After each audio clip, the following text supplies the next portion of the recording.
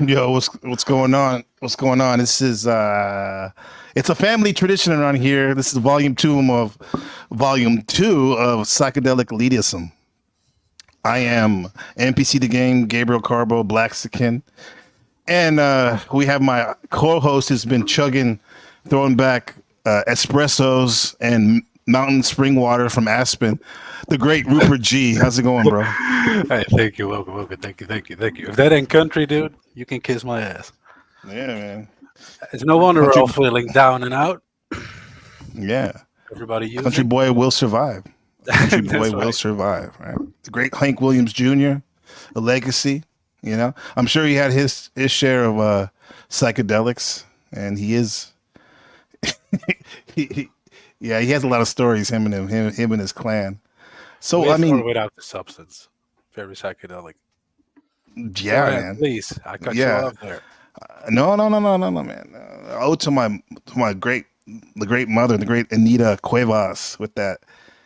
Oh man, she introduced me to real country music. Yeah, real country music. The Outlaws. Shout out Look, to Zephyrin in the chat. How you doing? Good to see you. Good to there's a see lot in you. common with hip hop and punk. You know, Yeah. in a way. Oh I yeah. like it. What do you say in terms of like the bucking the system The or individualism, raw? yeah, and raw and against. Uh, You know, yeah, I like it. yeah, It's and they do drugs too. empowering to their subjective cultures, and they like using drugs. So right, you are. They like using drugs for sure. For sure. Yeah. So I mean, speaking of using drugs, so when we last left off, we're talking about Unabomber, Harvard, and MK Ultra projects and whatnot, right? Yeah. All right, with a hint of Yeah. dopamine drug socials. Yeah. Dopamine drug socials. Right. Speaking of Right. drugs, Right. So, and one of the name that came up that was doing those experiments in Harvard by Dr. Murray was the legend psychonaut promoter Timothy Leary, right? He was a professor of psychology at Harvard, right? hmm And to let me give you some context, and to back it up just a bit, he I think he was introduced to psychedelic mushrooms through that Time magazine piece in 1957 by G. Gordon Wasson, right? right. That CFR was a man, big thing. among Hmm. other JP Morgan man. Yes. Right.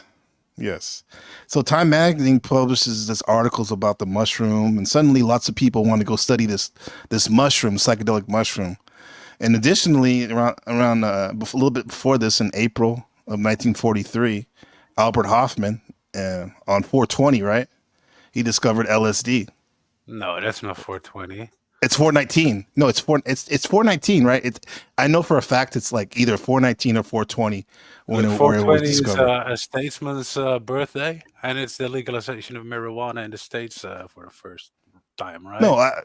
yes, absolutely, but What is 420, Bike Day? What is bike? Is that what it's about? it's Yeah. bike day. Yeah, bike days on 419. Sometimes people celebrate it on 420 just to lump it together.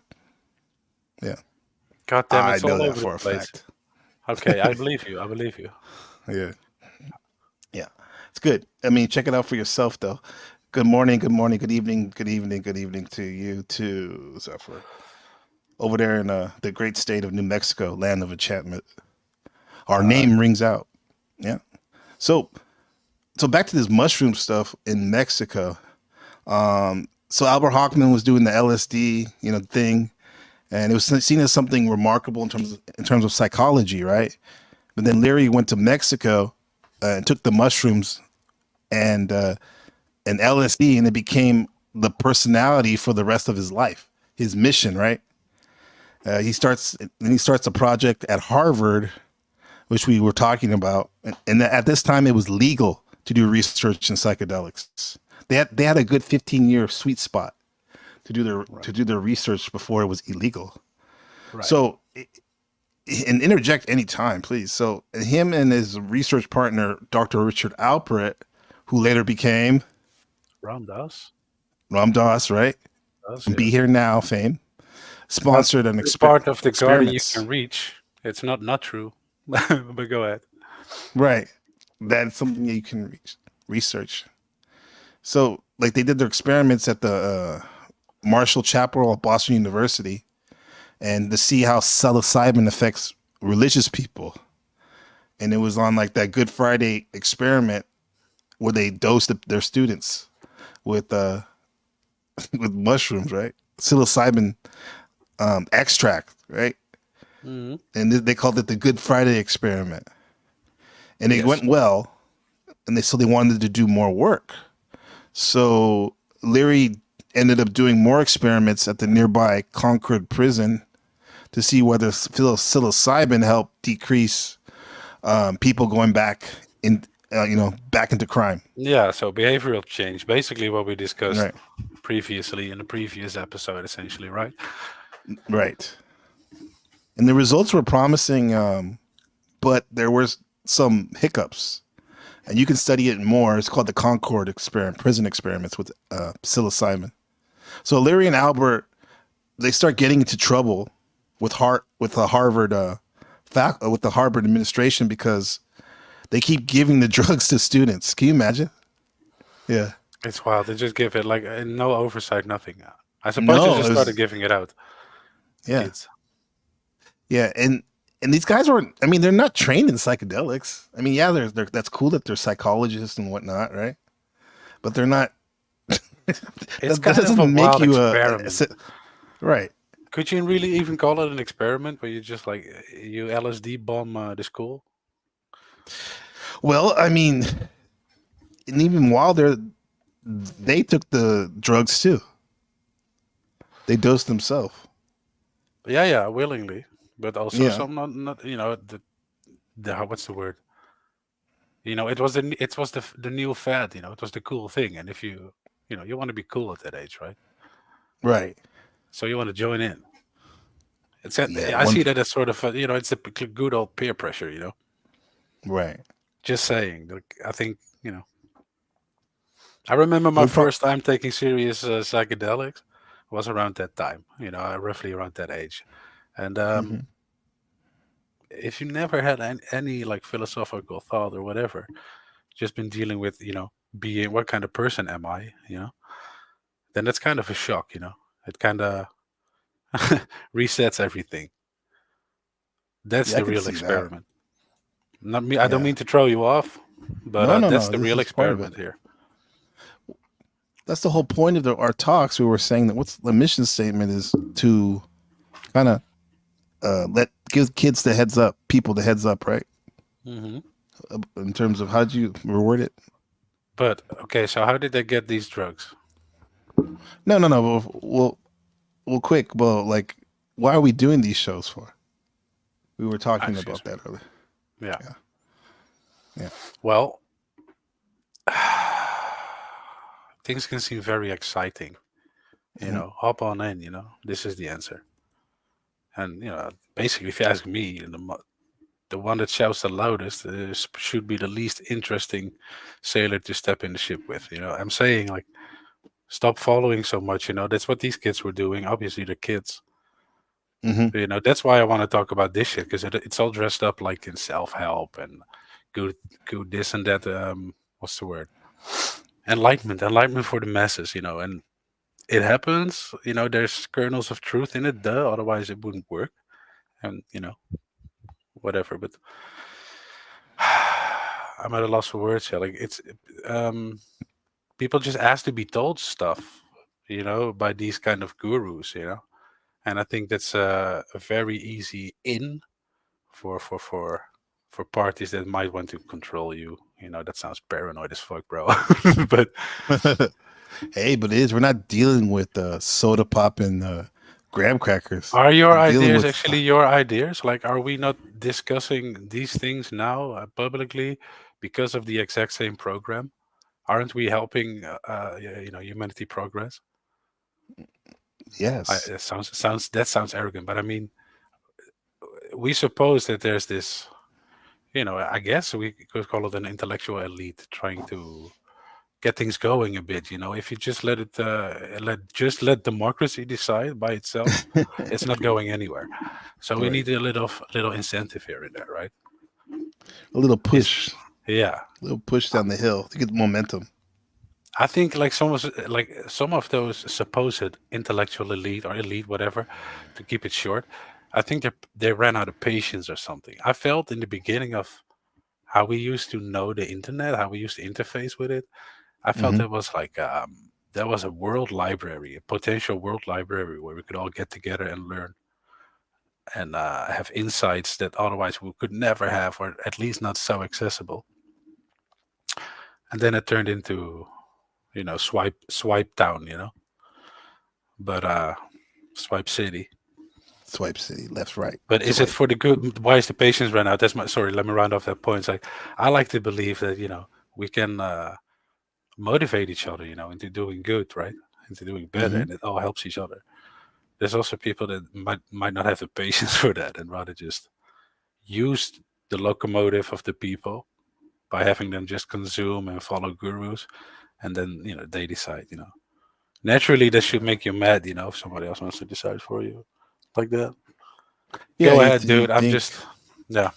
you think it would make you mad, but it's been happening all your life with your parents and school people telling you what to do. Um, because you think that you hope that they have your best intentions. Yeah, but then the Yeah. point, of course, then the pitfall, you're on your YouTube and everything, and you find all these people, Hmm. they're giving you all these truths, this is what they don't want you to know, this is the real truth, blah, blah, blah, blah, blah. You think, oh, finally, somebody's gonna really tell me the truth, and you relax, you let down your guard, and there you have it, you're in a cult. Yeah. Continue, You're man, in a because we're cult. talking about Albert and Leary. After that shit, giving to the students drugs in school, they did get kicked out. All right, Right. so They it's not did like get kicked out. yeah, Yeah. it didn't go unpunished. No, it didn't. Yeah.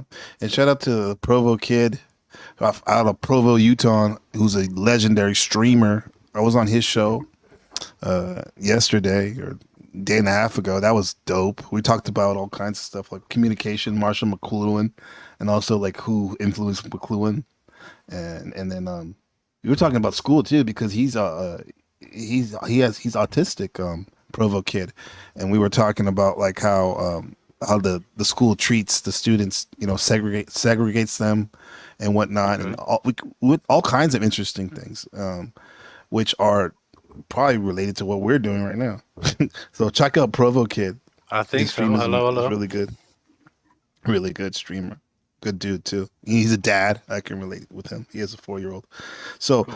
yeah, so they were giving Leary and Albert were giving these drugs to the students, and it was only supposed to be for graduate students. However, those two professors thought LSD and mushrooms were so remarkable that they wanted to turn everyone on to it.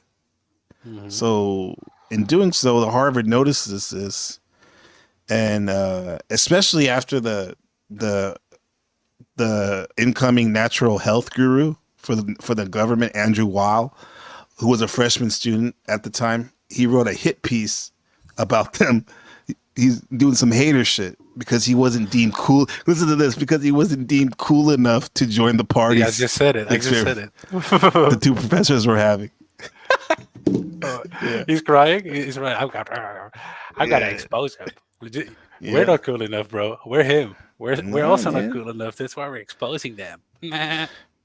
But this is why people like David Icke and Jordan Maxwell probably expose all these people, because they wanted to get into the cool club elite parties as Cool adults, and club. they weren't allowed in, so they had to write the hit pieces, spill the beans about maritime law and whatnot. Right? They are all these cats like Alex Jones and shit. They're like the bastard Yeah. nephews.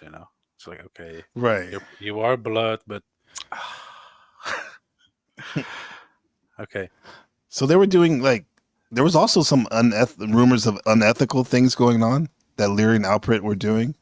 Like apparently Leary was pressuring students to participate in the psychedelic sessions, which is not cool, bro. Especially coming from being a professor. I I mean, wonder what that means, though. I think it means what I just said pressuring. earlier. That it's just sort of like oh, you're a dunce, or You're, you're too yeah, square yeah, to yeah. do it, something like that. Yeah, I don't think it Which, was like if you don't do it, hey, you can't pass the class. which for a supposed adult teacher to a student is hilariously wild to do, but whatever. Yeah, doing drugs with them. Huh? No, yeah, I'm I'm sure if any, pressuring him into them. Come on, man. if These anybody has guys. some stories they want, if anybody has any stories they want to share about a teacher pressuring you to do drugs with them, let Yeah, us know. exactly. Maybe we'll drop the link. Let us know. Okay, only for those people so far. Okay, yeah. Mm. Yeah, see, so yeah, okay. Hold on 1 second. I gotta get something. My notes. So,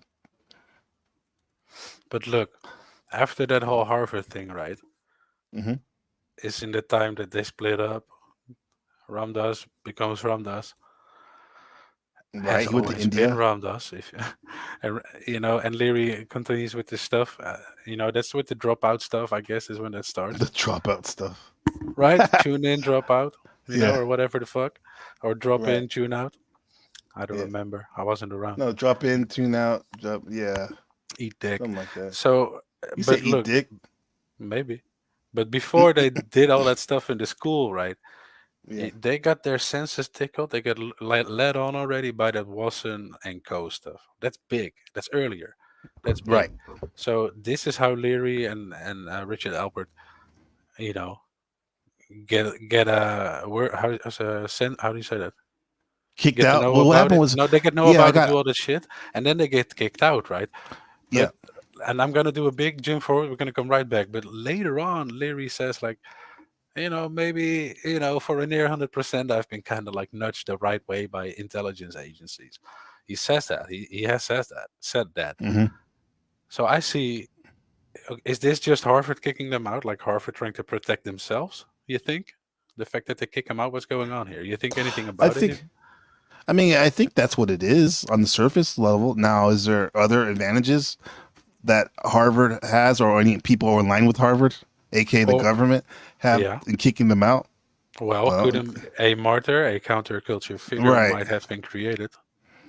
exactly. Which, and then speaking of comment from Provo Kid, um, fast forwarding from this narrative, it says, reminds me of the Timothy Leary book, The Psychedelic Experience in Exactly. 1966, which is connected to the Tibetan Book of the Dead, right? Help me disconnect the idea of mushroom being a recreational drug.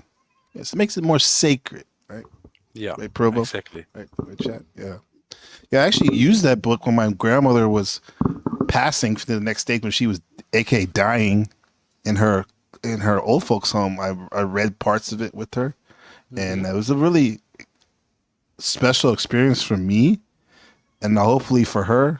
Try to get her easy transition, right? Because those psychedelic realms in the Tibetan Book of the Dead, they seem like they go hand in hand. Yeah. You know? Well, Yeah.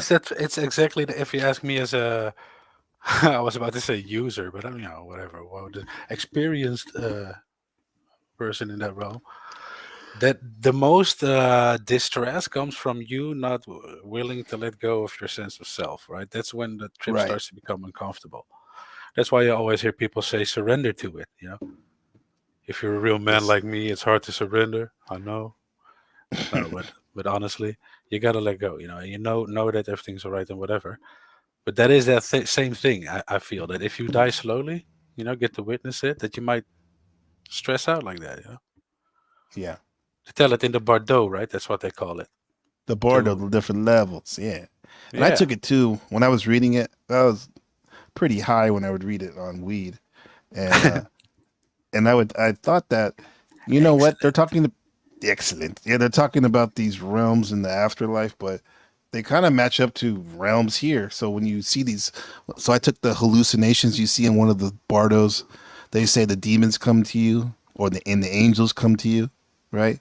Mhm. And I saw that as dickheads coming to me in the waking life, and then beautiful people coming, beautiful friends coming to me too.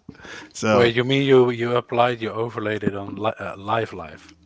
right, exactly, yeah, I'm trying to make it practical and pragmatic, you know? Right. Yeah, and I think that's true, especially around that time I was really into the whole mind is all, Yeah. you know, and like so why wouldn't it be any different? Except you're floating without a body or just a mind of awareness when you die. That's this whole thing of not being too attached, right, to anything, Right. which is weird, because you want to be attached, you want to live, but Of no, that course. ultimately the game goes back into the box. Yeah. It goes back to the box. I like that. Shout out to the Shout Shadow out. Buddha. Shout out to Yeah. the homies on the panel. Yo, what's up, bro? What's up, bro? So you were getting something together, or where we left off? Like where did you want to go with Yeah, I got it. I got back on track with the narrative of the professors, we'll call them. Provo Kid, the realms match up to my experience being on mushrooms. Yeah, yeah, yeah. Oh yeah, with the ultimate yeah. realm being that white, The barter at well. least in my experience, my guess, that matrix space where anything can load in. Well, they said like the one of the, yeah, in the book I remember the last realm is the white light.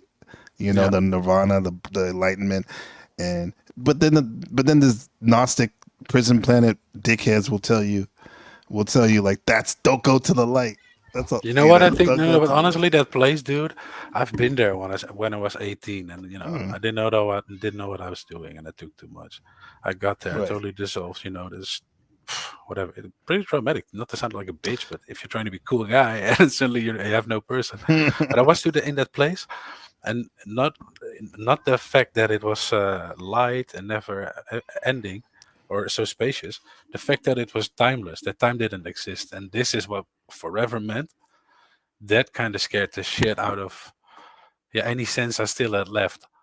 And I can imagine that if you are indeed that Godhead, and you are there, that you might want to split yourself off and forget about the fact you just did that, so that you can enjoy some So you life. would have the fragmented ego awareness. Yeah, Yeah, I need to get rid of this cat, man. I think it's sounds cool. I like his music he's doing.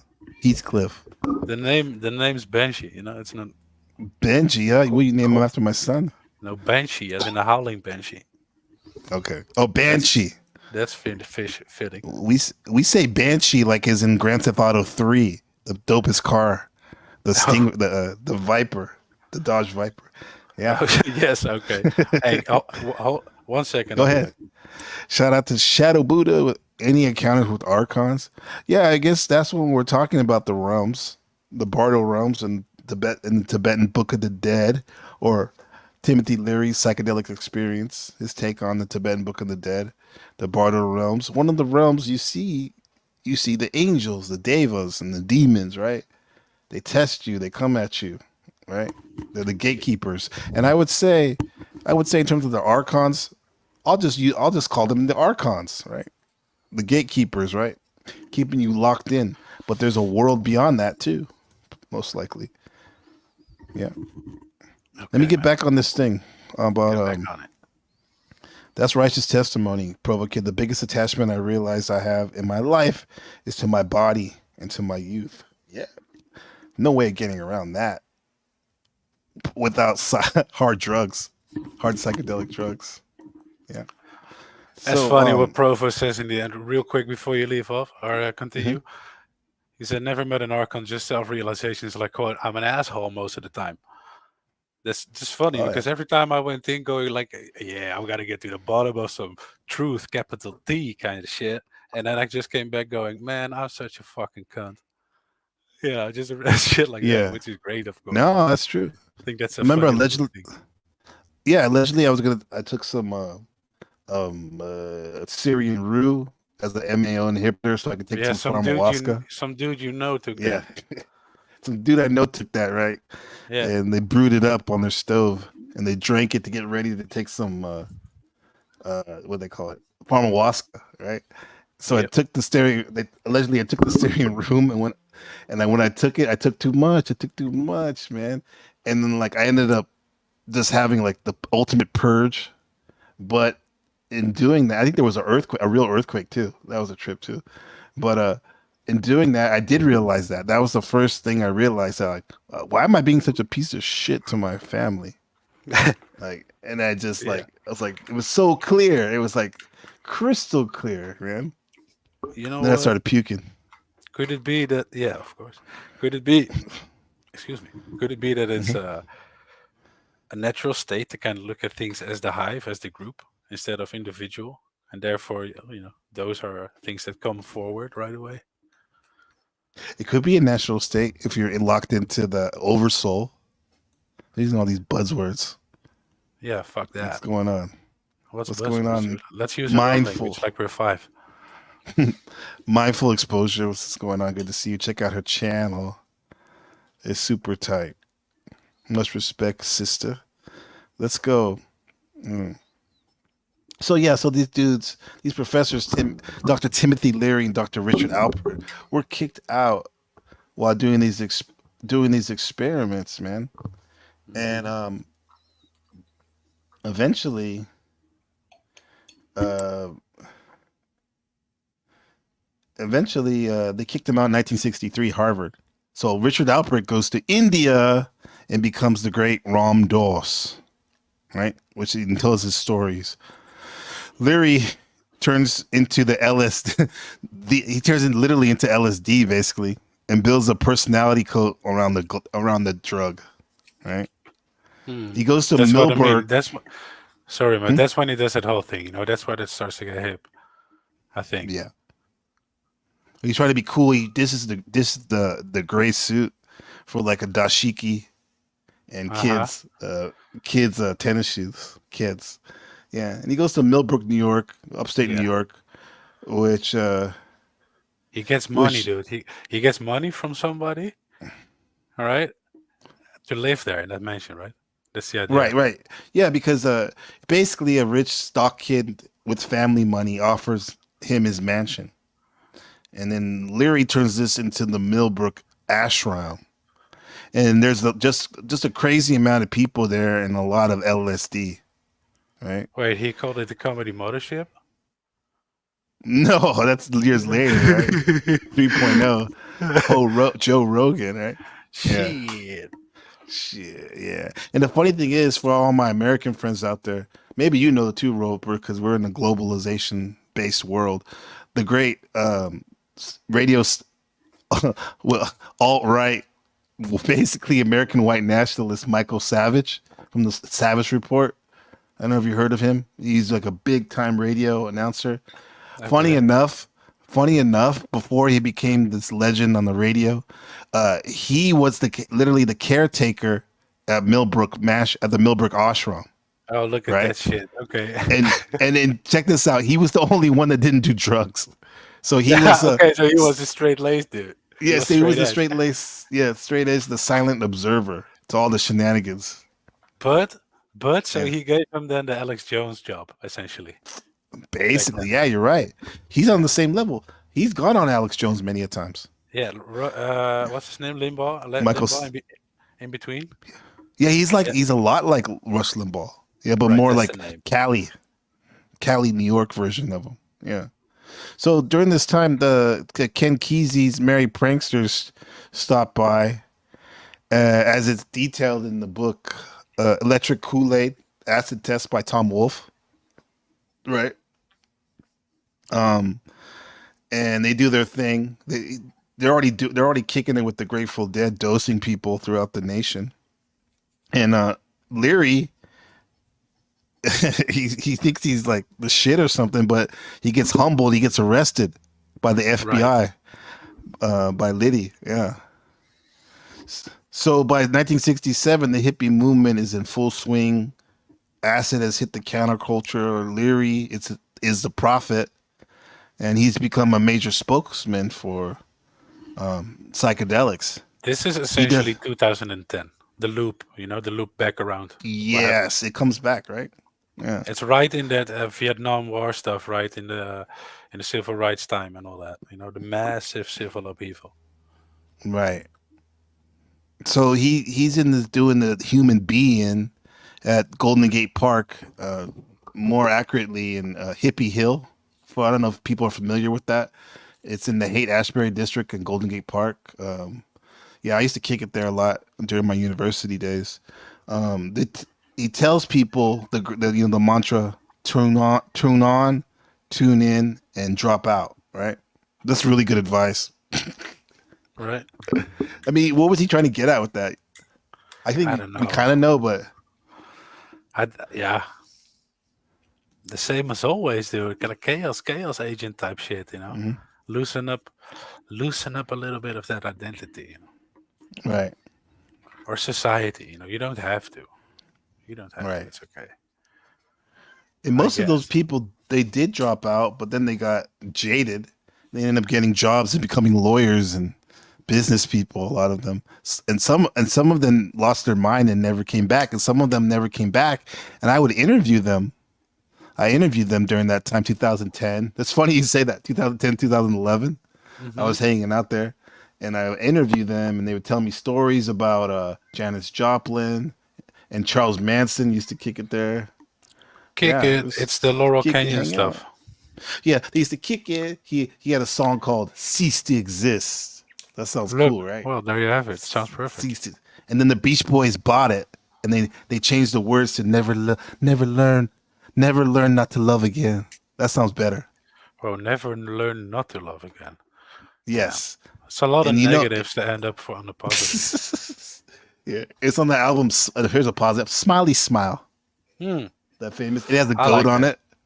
it. Yeah, yeah. Good They're old goat. awesome. The Beach Right. Boys. Yeah, God yeah. only. Oh no, that's is it them? Yeah, that is them. God only knows what it'd be without you, right? That's a beautiful song. Yeah. That's great. Y- Yep. But you know what? That song, never learn to love again or whatever. It was released 33 years on the date to September 11th. No shit. This Yeah, is a shout out to all the black witches out there, the yeah. Saturnian Brotherhood. I 33rd, 33. Yeah. yeah, Zephyr, I was at Haight Ashbury living in my car in the fall of 96. Holy shit. May no have seen shit. you out there. I was in the high school. Yeah, so you were really living the life out there. That's what they were doing. Winter in the winter, she said winter '95, and she'll tell you if she lived out there. A winter in San Francisco is just as bad as any blizzard almost in the East Coast. It gets cold there, man. Right on the bay. Hmm. Hmm. Yeah. So where were we? So at the And I have to so he pee. literally got arrested. Tune in, tune out. The human being. Now this is funny. Uh, this is all happening in the middle of the Vietnam War, 1967. Yeah. Yeah, that's my Like I Mustang. said, like this is all in that cultural upheaval time. Yeah, shit's crazy And now. I'm not sure. I think I'm not sure what goes first. You hear people talk about neuroplasticity being brought about by Hmm. psychedelics and other drugs. Sure, that helps. Together with some Rogans and stuff like that, different juice. Like back in the day. Yeah, But what came first, the drug? I don't know. But it often comes together when it. right. So again, during the Vietnam War, during the civil rights movement, that kind of stuff, that era, Yeah, that Beatles, you era know it. was. Yeah, that Anyway, era sorry. was. It was. No, don't apologize. This is your show. Okay, I won't. Um, yeah, there's a lot going on, man. In '67, and yeah, the protests, the Black Panthers, Kent State, right? You know Kent State, where the No, police shot the is protesters, that the the college students. Ohio? Yeah, Oh, that's Ohio. Shout out to that's the Neil Cryo. Young song. For that in Hmm. Ohio. Yeah, yeah. Okay, I Yeah, get it. they put the peace dandelions in the guns. Right. Look here in the Yeah. chat. I love Shadow Buddha. I don't know what came first, the the Rogan GH head, or the egg. Okay. Uh, All right. Or his stomach. What they call it? Turkey stomach. Right. yeah, that's funny. Yeah, he's Hmm. a little barrel. Yeah. Yeah. It is cold, right? Like November, not full winter. Okay. Lucky for you. Good It's for the you. health guru on stilts. Anyway, Little man, big man, little man, Joe Rogan. Yeah. I love you, So that Joe. You made me realize I was sitting on my ass too much. Yeah, Okay. it's Jim MMA trained comedy podcast. That's what Hilarious. psychedelics DMT. Forgot that. Yeah, you My got to do that. You name's got to do not keto. really Larry. Yeah. So Timothy Leary, he ran for governor of California around this time too. And his theme song was written by John Legend, and they called No, it "Come John Lennon, bro. Together." John That's that Lennon, bro. song. Come together Yeah. Boom, right ding, now. ding. Yep. That's what that was for Timothy Leary running for governor. Hmm. Yeah. I know. That's why I never played it. I didn't like. No, literally, like I Yeah. love the Beatles, but I skipped that one. It's just that association, bro. I don't know. I don't Hmm. feel it. Yeah. He You gets don't put in feel it? prison though. No, I don't feel it. Look, the song is alright, but knowing that, it's like okay, so it's only half as authentic to me. Yeah. Oh well. Would you like this song better? I got to show you this song. Show me a song. Like you said, you don't like that song. I like This the song song, was not the association. this song is this is a political song. So maybe you already don't like the association.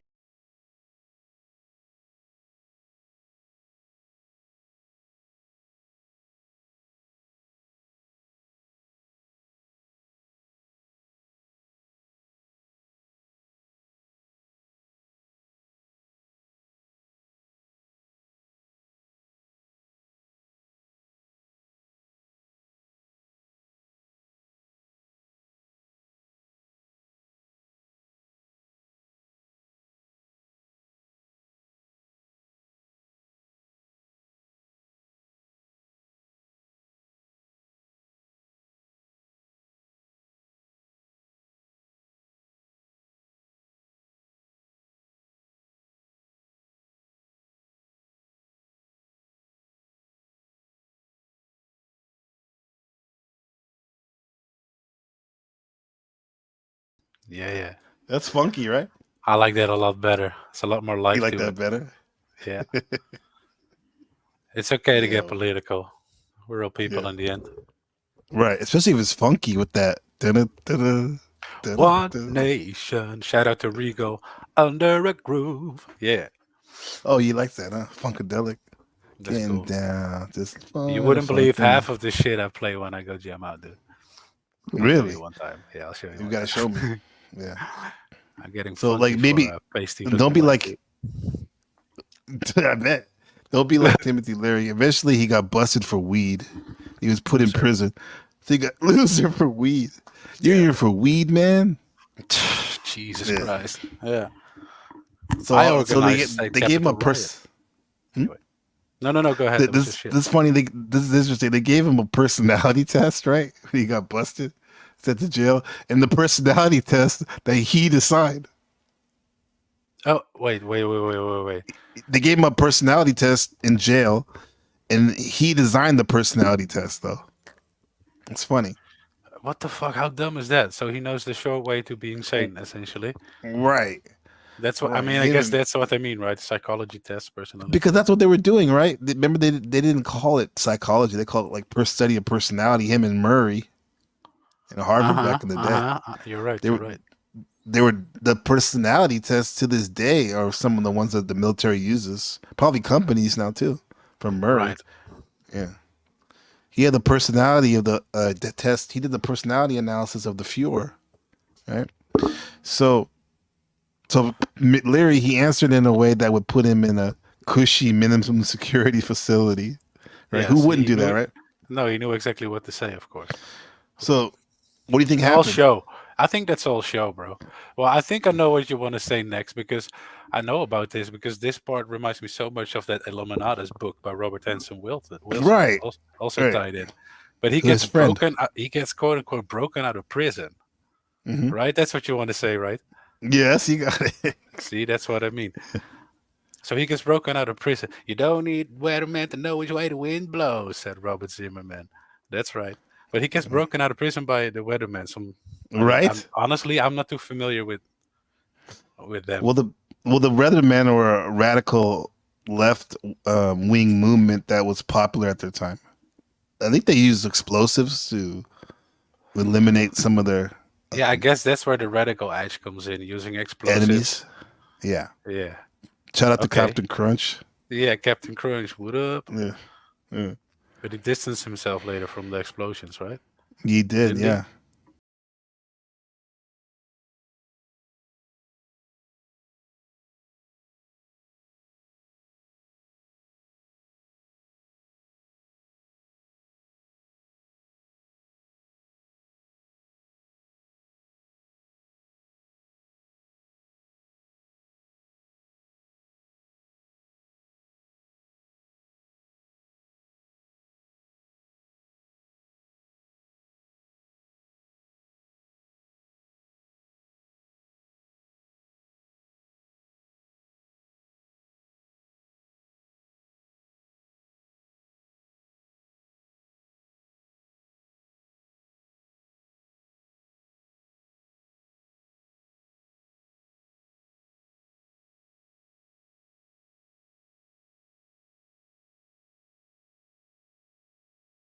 Man.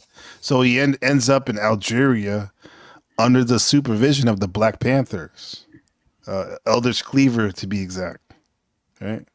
That's So he's interesting. in the Black Panthers are in this shit. So Because then Larry, Yeah, go ahead. go ahead.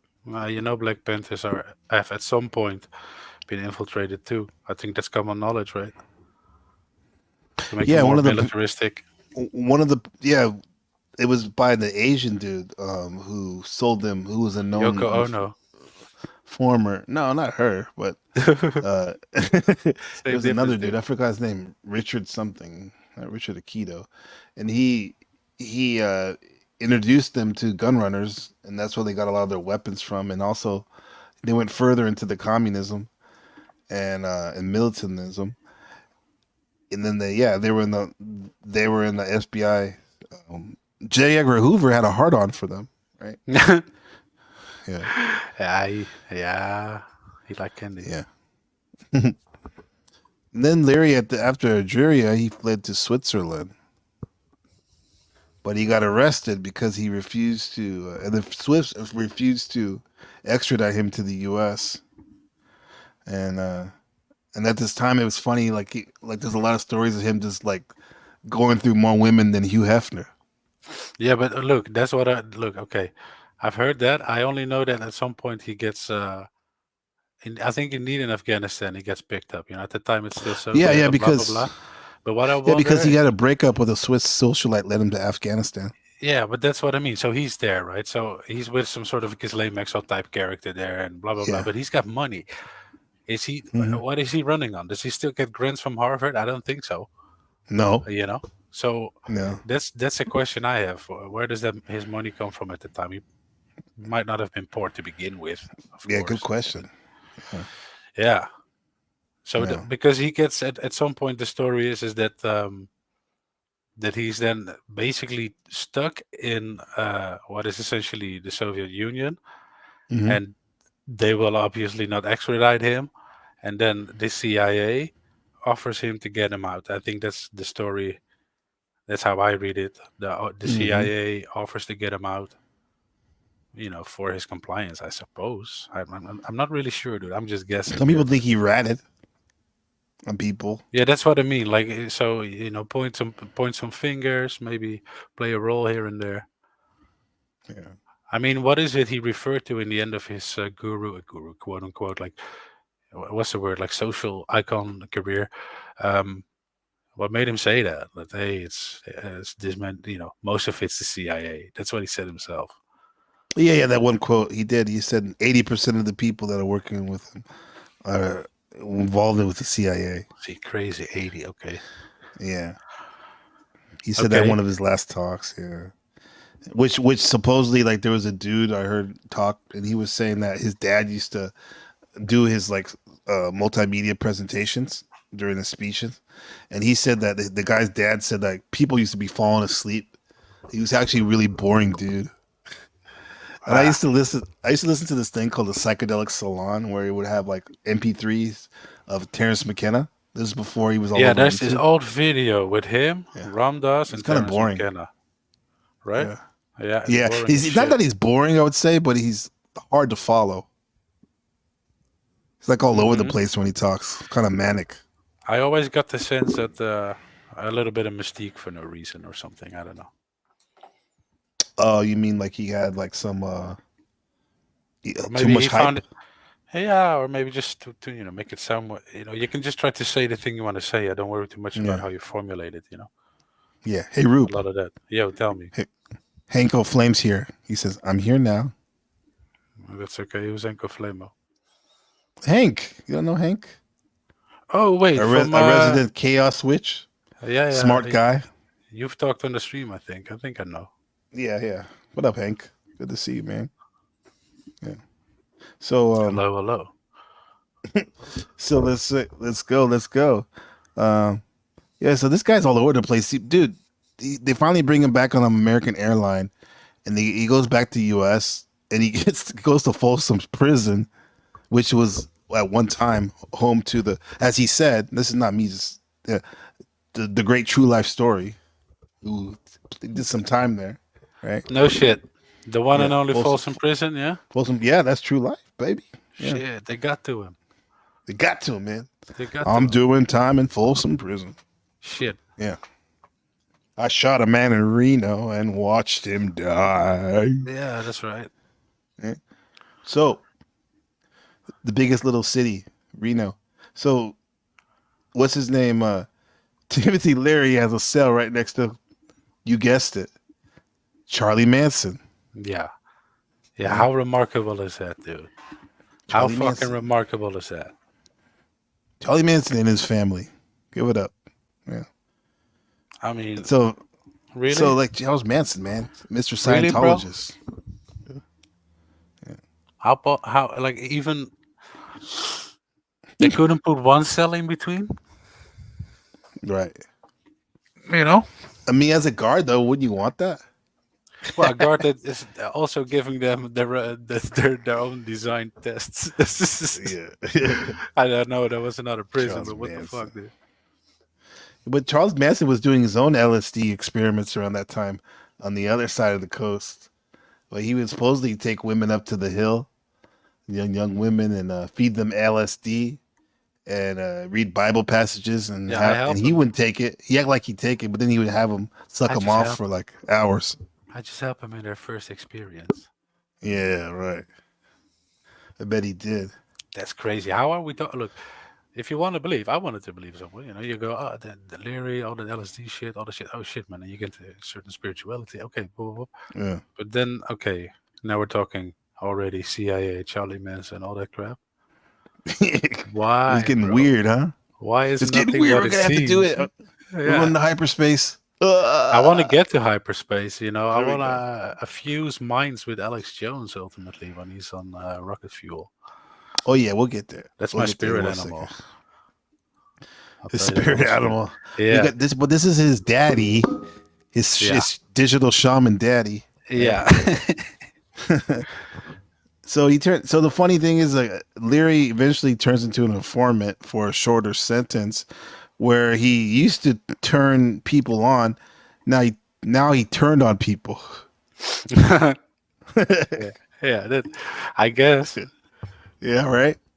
So now it's like the 70s, late 70s, mid 70s. Yours truly wasn't born yet. 1976, Year of the Dragon. He gets out of prison and he became a new age futurist guru now. Computers were Yeah. coming, you know. This is the We hook didn't we have, need.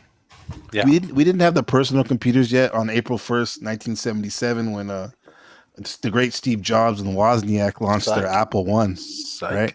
Yeah. Right. Their So their apple with the bite out of it won. Yes, right, continue. exactly. Eris Discordia. Yeah, or that God forbidden intellect. Did you know Self-awareness. that Steve Jobs would only eat fruit? If there was Allegedly, already a bite taken out of it? probably. He didn't take a shower either. He thought because he ate fruit that he'd be clean. He didn't take a shower. So Wait, but a lot of then you're people didn't like to basically work with him. water and sugar. Water and sugar. Okay, I don't know. What else is in fruit? Fiber? Some? I don't know. that's it. No, that's it. So what about it? The tech thing, right? Because Yeah. we're So talking cyber shamanism, right? So that's where we're headed, I think. yeah, because but you got to remember that like this guy was a trained psychologist doing this personality test, so he was a real scientist. But the last couple years, he's been dosing people and been running from the police and in jail. So any That's scientific rigor he may have had probably was gone. Yeah. So he mostly he mostly was kind of hanging around a bunch of yuppies and hippies now. Yeah. yeah, but how such a man needs to make a living, right? Too. So what's So he he doing? would write books on the with the eight circuit model about the cyber, this basically like fusing humans with machines. He was like in a lot of the '90s editions of Wired magazine, right, writing Right. articles.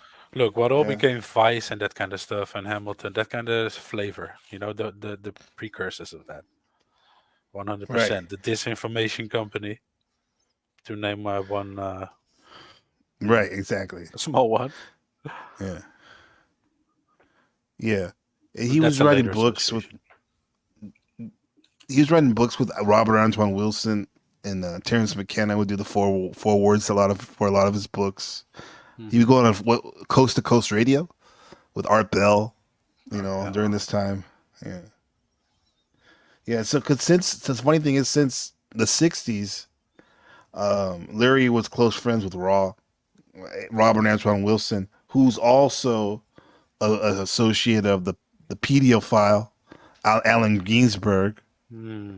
Yeah, Um, I don't like and they that. I enjoy his books. I enjoy multiple books of his. mhm, Yaki papers about ayahuasca. The The Yaki last one I had papers. of him is Quantum Psychology. I like that one. You mean of Raw? Yeah. Okay, not Ginsburg. Okay, No, not Ginsburg. Excuse me. yeah. You got something to say about him? No, but he was hanging out with these guys. Yeah, Yeah. Ginsburg was a known like pedophile, an advocate from NAMBLA. But isn't Right? that, look, he was in Switzerland with this a socialite, just making the Yeah, rounds, trying being somebody, what is that? He must be doing the same thing here. somebody. Yeah. Yes. Yeah. So I mean, he was doing. He also at one time he did the he hosted dinners for Ron Paul for Libertarian Party Oh, at his that Ron house. Like, Paul? yeah, Okay. yeah. And he would like during that time he would like use computer software and programs to promote libertarian ideas and Ron Paul. And he was always talking about like I have his book I like a lot called the Game of Life, and he's always talking about computers this and human consciousness and It very virtual much was a reality. freedom sort of movement, the way I've Libertarian, read it. yes. Yeah, that whole Less rules, less computer, government, yeah, and the internet, self-governance, blah, blah, blah. less government. Yeah, yeah. Hmm. And he died in 1996 of prostate cancer. Who? Nasty work. Leary. Leary. Okay. Yeah. Yeah. Huh. Well, Can we say that he was reckless in his promotion of LSD? yeah. Yeah, I think so. Because because of that, do you think that inadvertently led to it becoming illegal? You know what? Maybe they intended to do indeed some smaller studies, right? Yeah. But he kind of blew it up in a bad way. Right. He was right about set and setting, though. I have to agree with him on that. Like maybe they intended to use him as like Hmm. a president of sorts. Yeah. But Yeah, he he's a drew too cult of much. personality around him, right? Yeah, yeah. And then he drew too much to himself. I wonder what that is, because look, this guy passed away from disease. Okay, so that's Hmm. different. But sometimes these guys, they give you like they treat you so bad, the character murder, that kind of stuff, or literal murder. But that gets so detective shit. That's crazy. But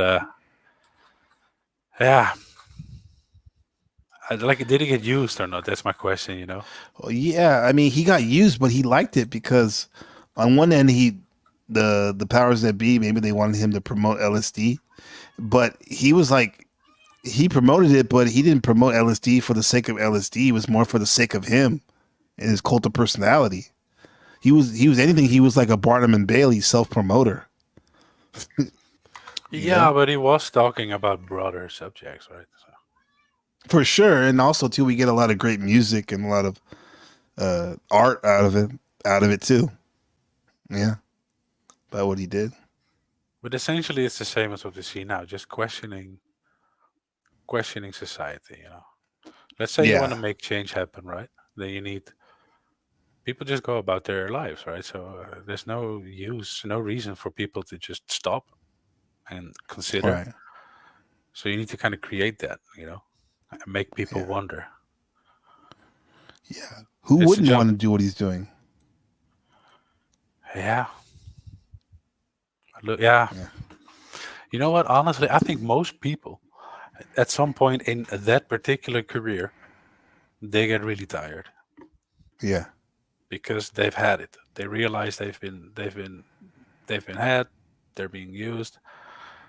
You can kind of liken it to Britney Spears shaving her head, or mm. what's his name, Martin, from the guy from Bad Boys, not Will Smith, but the other one. You Martin know, Lawrence. yeah, right. He went quote unquote crazy at some point. These people. I don't know what's all that. I think Yeah, the same with Leary. But yeah. anyway, He lives hard. He was going hard, man. He was going super hard.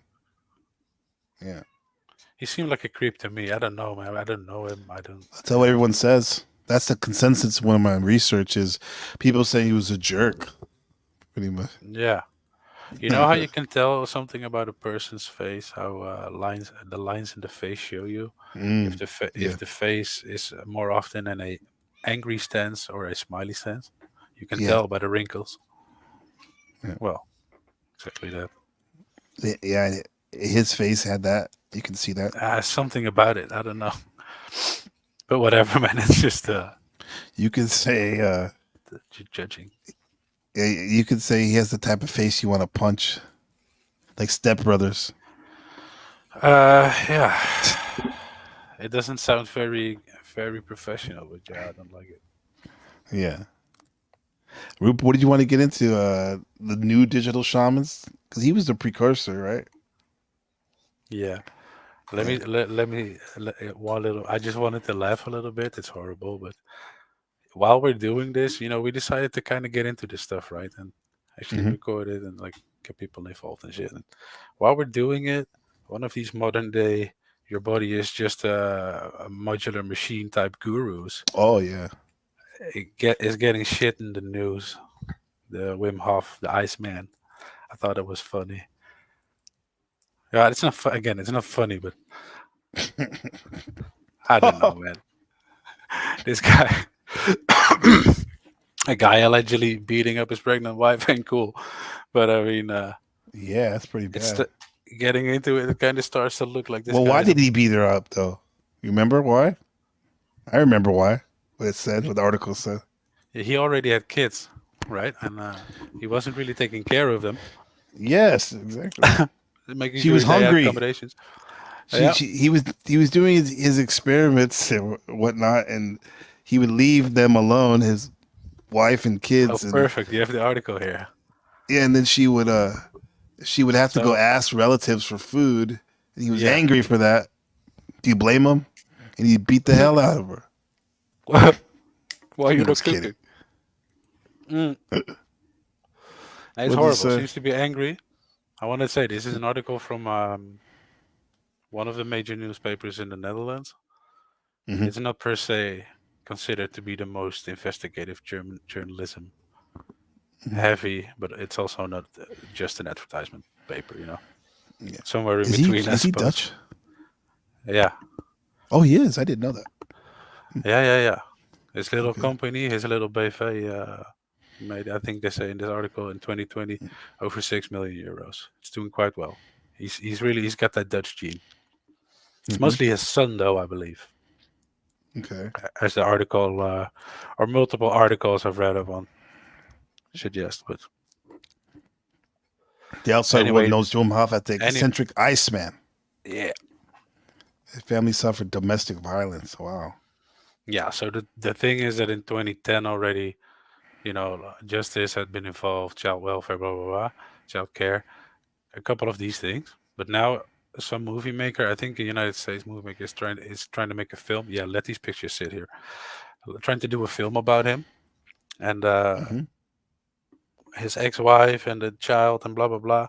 You got to read the whole story if you want to know. But one of the claims they didn't found the Duke guilty of, even though it was really obvious, and some other claim really light. They do get really light sentences. Right. And now that they want to make the movie, they do not want to be associated with him. And now that the movie is in production, they speak up and go to the paper, which I find in itself weird, to be honest. But it is one of these gurus we're trying to point at pretty soon. What if these, digital shaman might not be directly what you think about when you see Wim Hof, but he Hmm. definitely lives off of that space. You see him here being essentially initiated, as being one of them, so to speak. Like he's accepted by Oprah, by Jim Carrey, by Orlando Bloom. It seems to be. You Yeah. mean Oh yeah, yeah. It says it. Legolas, that's dude. Mr. Katy Perry, Orlando Brew. Is Orlando Bloom? Is he with Katy Yeah, that's Perry? his wife. Yeah. Well, okay. Um, I just want to say Mr. Katy Perry. this is respectful, dog. Respect Legolas, okay. Okay. All No, right. but that's what I wanted to kind of hit up on a little bit. That's all. It's one of those idols we see definitely being used, and I find it weird, man, because I remember back in the day the university here doing te- test studies on him, and he actually did manage to influence his immune system. So Hmm. there's something remarkable about that. And then now, they're out to get them. What is that? Is it their family? Is it his ex-family basically Uh trying to get some, or is his use as a icon up? Well, my thing is, does the method work in general? Like how Infowars is for Does it make sale. you better? So Does it make you a better person, healthier person? I don't know, man. He More he fun? goes into the capital's main park to put his ass on the fountain to give himself an enema. I don't know if Huh? that's inspiring, though. What? Yeah, What do you mean? 100%, dude. Wait, maybe I can find it. I made a cut out. Yeah, this guy No, as well. but does the method work though? Like the breathing Hold up, man. Let me and the have some cold fun. water. Let us have some fun here. Listen, the magistrate. This is from one of the sittings. The magistrate was not impressed. Quote: "This gentleman calls himself the Iceman," he said. Meanwhile, he has many personal problems. For example, you have hurt yourself by sitting on a fountain. In 2008, Hoff attempted to give himself an enema with the fountain in the Vondelpark in Amsterdam, resulting in Okay. a bowel perforation. Having read this case, I cannot help but thinking that what you do as a sportsman is perhaps an escape from the reality of your personal life. Hoff was sentenced to do 40 hours of community service and pay a fine of 350 euros. So this guy, Yeah. imagine Central Park, and you go put Uh your huh. ass on a fountain there to clean your ass publicly. I mean, this guy is not like just a little eccentric, okay? Yeah. Huh. Anyway, But you said that he hurt himself though. yeah, he perforated his innards, dude. He perforated his asshole doing that. So it's very strong, the fountain. Or he has a weak Bro, rectum.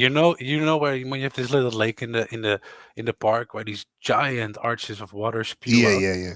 Well, there's a lot of bar behind that. There's a lot of force behind that.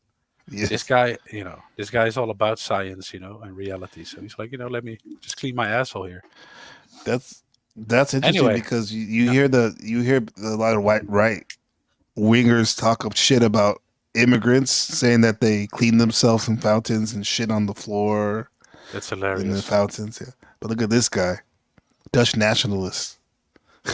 It's crazy. Well, I don't know if Wim Hof's a nationalist. He's a Dutch national. You can say that much. Well, that's what I meant. Yeah, Oh, Dutch okay. national. Yeah. We don't have him here. They're all cucks here. Well, what are you talking about? You guys used to be the skinheads at the rave Hey in the man, but '90s. that's look. There was black skinheads at the rave and I white know, I know, skinheads I at the. know. That was the real. Everybody on ecstasy. None of that bullshit now where you're bald and you're a Nazi. No. Say, hey, fuck you, brother. You're bald too. Say, God damn it, you're right. Let's party. Okay. So, this is one of these modern day gurus that you can find, on your YouTube suggestions. Look at that. That's a He's a one nice day display. guru. Yeah, he did blow up. He is a digital shaman in the sense that he blew up online. All his videos Yeah. were everywhere. Yeah, I think the big jump was when Vice did a piece on him. And you know Yeah. how Vice got bumped up obviously by being on the Rogan show a bit, with Shane not what's his name? Yeah, Hmm? whatever. I think for me the big bump was when Exile shared his information in the True Leftist. I think he liked him a lot. Breathe. Yeah. Yeah, look, it makes sense, that what I think that is that you stress your body out, thinking it's going through some shit, and then it'll, enhance itself essentially. I guess that's what Yeah. that is. But you can see now, Stretch your body out, your inner rectum. you Now see, that's in my mind now. cleansed. I'm cleansed. I'm purged. You see Joey Joseph going into the ice bath, right? Yeah, Yeah, it's he all liked to good, do that. Some people live Yeah. in the ice, we're My not friend impressed. Jeff does that.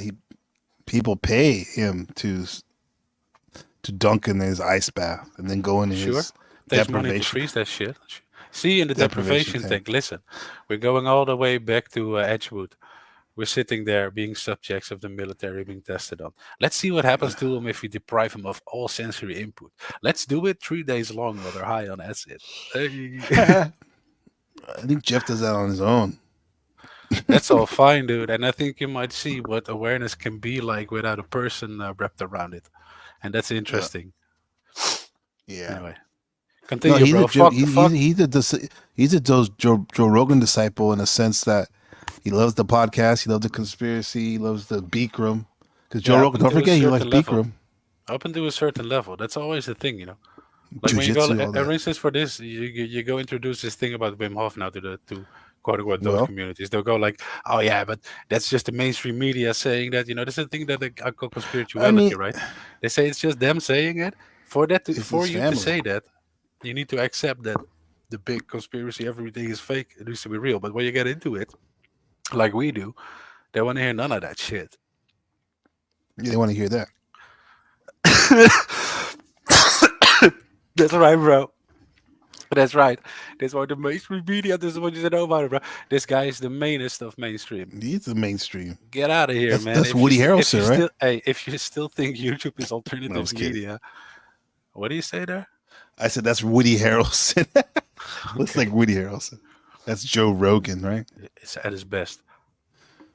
This is during the time when the Evergreen ship was blocking the canal in Cairo, or what is it in Egypt, so he couldn't get his HG, Oh man, he looks pretty small. Yeah, HGH. yeah.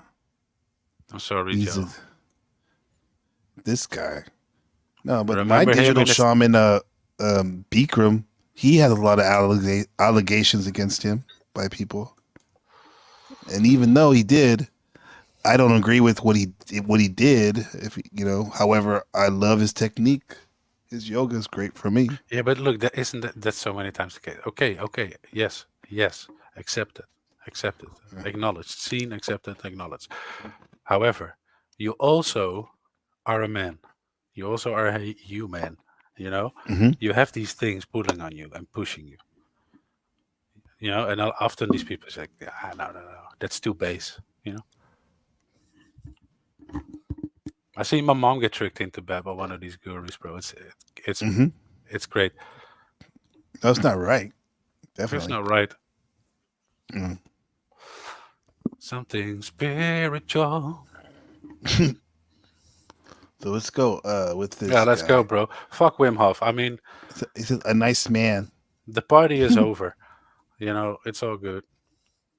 I just think that's one of those characters, a little like, look again, who gives us our ideas, who gives us our idols and shit, you know? So it's one of these ideas for us to think about, you know, to, I think, again, to see the body and human experience as Yeah. something, you know, less Wait a minute. significant and more like, is amendable the word? Mendable, like it could be Amendable, I moved don't know, and like you can manipulated. modify it the way you like, Yeah. you know? And your This spirit's, yeah, what's the word? 5D as fuck. your spirit is can transcend. Your spirit is transcendent. You're Hmm. just here. You're just here doing the human thing. That's what it seems like. Hello, you're doing the cat thing, eh? Yes. Yeah. I Maybe was that's looking the at this next real quick. level. Next level, the cat. It says, Yeah. no litter box. It says, a nice man. Caroline met Wim Hof at the time when he was still organizing tree climbing parties. What? Tree climbing. He hired him for a children's party. He was a hippie character, she recalls. He was Yo, good looking. Yeah. nobody saw Okay. that. This guy was wild, dude. He's just really wild, hyperactive type dude. I read Yeah. this piece. Tree climbing. His son says that for his birthday, Hmm. like a couple of days before his birthday, he broke his leg, so he was in plaster and shit. And Hmm. his father thought it would be nice for his little kids' party, you know, to go and fly kites. So, but the kid had his leg broken, right? So instead of not going and fly kites, they did go to fly kites. So he could watch on his own birthday his father fly kites with other kids. This guy's wild. Damn. But honestly, bro, I gotta be honest. What we're doing now, I don't really like it because we're just kind of hating on this. I know I brought it up, but it's just for the purpose of, you know, here's another guru being welcome first and now being cast down. You know, Hmm. that's what I see. So if you Like, want, we can get into how much of a cunt he allegedly is. And not only allegedly, mind you, you know, there's police reports and medical reports, don't worry, but Hank says, comment from Hank, Wim Hof techniques are based. Let's talk, look, okay. Let's it's talk what about I some of said. his. No, wait. Let's talk about some Yeah. of his techniques at home. What kind of techniques he used to do? Let's see. Okay, well, you find something beautiful, I'll tell you that it is real. You know, it is proven to Oh, be here's one. real, his This is a technique. good one. Here's his technique. The first time Caroline suffered serious physical violence, she was a few months pregnant, as she stated in a report to the police. As she remembered it, Hoff confronted her in the living room one evening, roaring in rage, after she had once again asked him to find a solution for his children. He slapped my face, Caroline now states.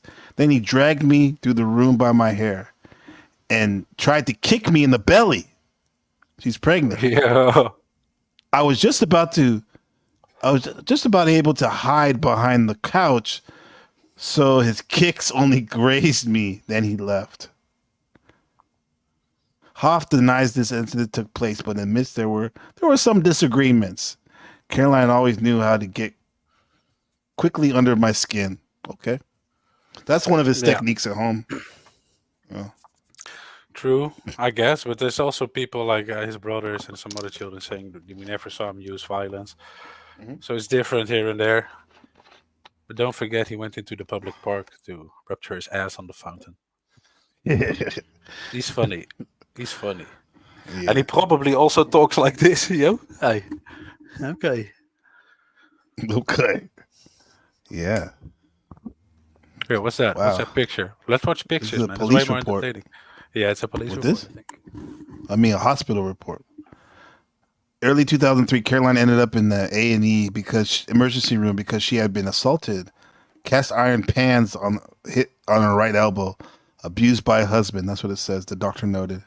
That's oddly specific. Her bruised elbow was bandaged. Hoff calls this a greatly exaggerated incident, claiming that he isn't a violent man. But according to various documents, the violent incidents accumulated in years that follow. The children, too, sometimes fell victim to Hoff's physical aggression. He kicked me one time. He also pushed me once, Christian told the police. He elbowed me in the face, damaging my tongue. Dude, that's Nat, elbow me. That. Whoa. yeah. He threw hot. Natalie, his daughter, said he threw hot coffee on my face. I was not allowed to stand inside his energy circle. Say what My now? face was all red. Hoffman and I saw this. Can I get a hug, Dad? He's all his I think energy that's a step circle, huh? elder. What's that? Gietijzeren pan? Yeah, okay. So cast iron pan, elbow. Yeah. Mishandled. Yeah, abused by husband. With the face against the. Well, Okay. w- did he just drink ice water? But Did he, no, did ice he do beer. drugs or what? There's. I think they make I know they mention multiple times him drinking. So alcohol would make Hoff more aggressive. Caroline and her children say there's often alcohol involved. Christiana told the police. He drank 6.5 liters of beer every day. What a liter's pretty big. Yeah, Six and that's a pretty half. big. That's God enough. damn. That's more than enough. Hoff himself told him, I was drinking at that time, Hoff said. Yes, I was drinking, but I also did my job. Now he says, because of her, Caroline, I started drinking. Yes. Oh, it's because of her. Right. Okay. Yeah. They tell me, Hank, why? They tell me, William, why do you drink? Why do you blow smoke? That's right. Why must you beat up the kids that you wrote? Yeah, man. But look, he's the type of guy that really could calm down with some breathing exercises. Yeah. Right? I'm chaotic as fuck. That's why every time I talk to you, I need everything ordered. You know. Otherwise, it's not going anywhere. Wait a minute. Wait a Oh, you minute. got together? At least you're not this guy. It says in a report, Rob holds Hoff responsible for the death by drowning of at least 13 people Yeah, who practice Rob the Wim is Hof method. Rob is Wim Hof, the His Iceman's brother. brother. Yeah. People died doing this stuff?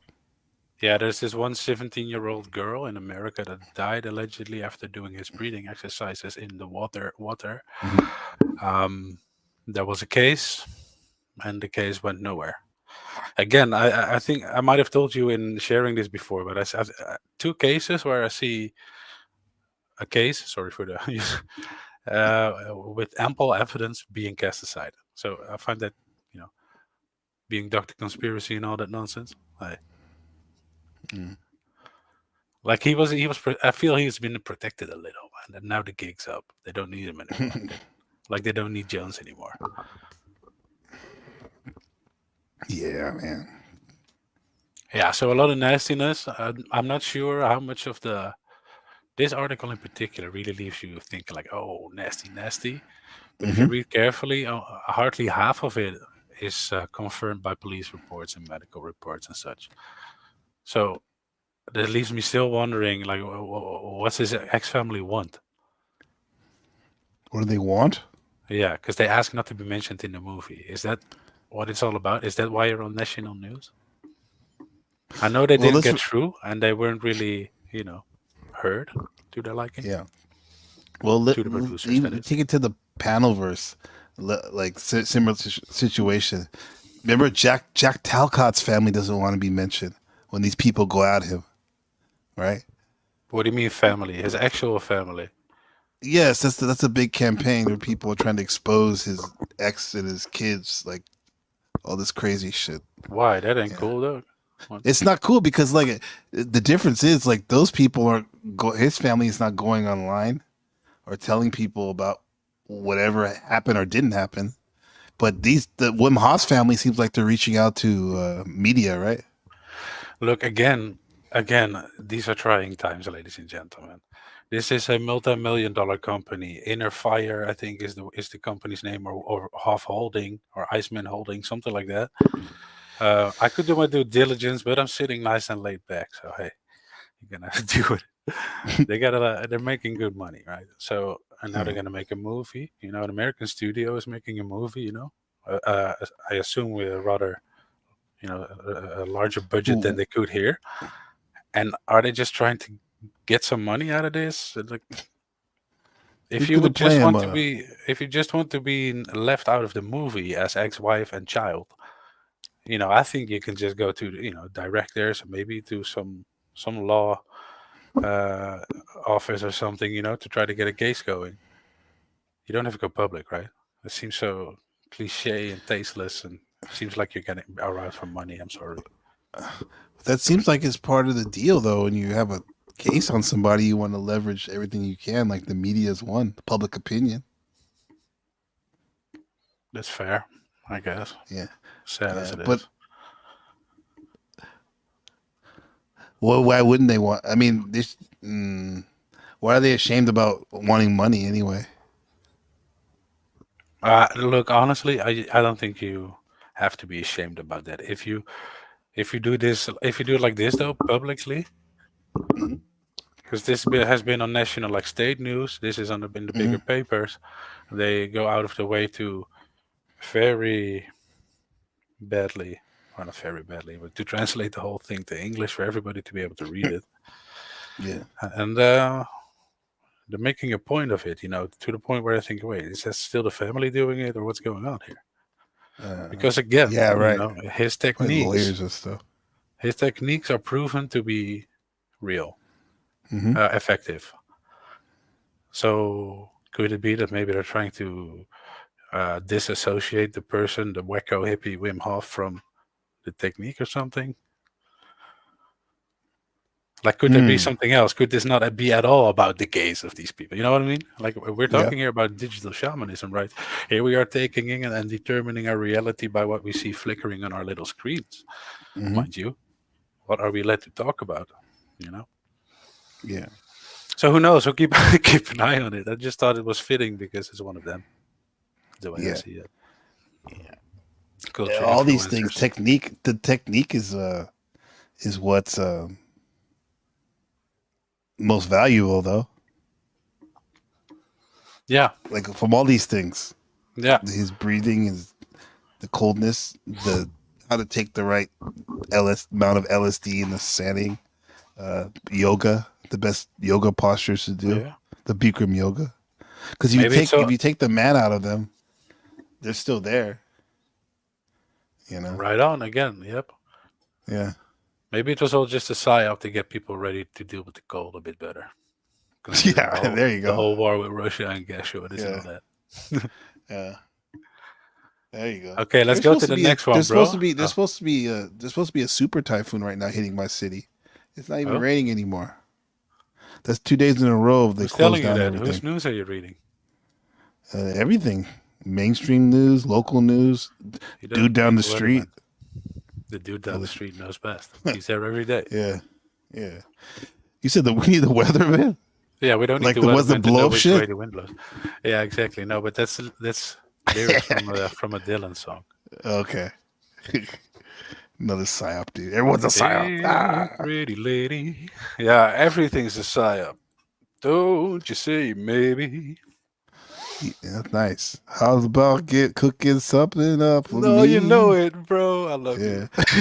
Yeah. Man, that's Hank Hey, Williams Sr., right? that's what I'm Hank talking Williams, about, dude. That's real old school. That's real. That's real country, dude. Shit, beautiful. How do I know it? because you're a magician. Well, yeah, I guess. I have this friend, Oh. this guy from Mauritius or some shit, Hmm. playing the banjo, getting all into bluegrass. Hilarious. Playing the banjo. Yeah, Yeah. he's the wildest guy I knew. I love him. We called him You Murphy. love him. He's born with 12 fingers and shit, but they took him off. Dang, that's how based he is. They only took the extras off. Yeah, he's real bad. He used to He's have a based. channel called Happy Soft TV. They get your mind He right. and he played bluegrass Not on there. like this. Hey, good looking. June, honey, I got a song I wrote just especially for you.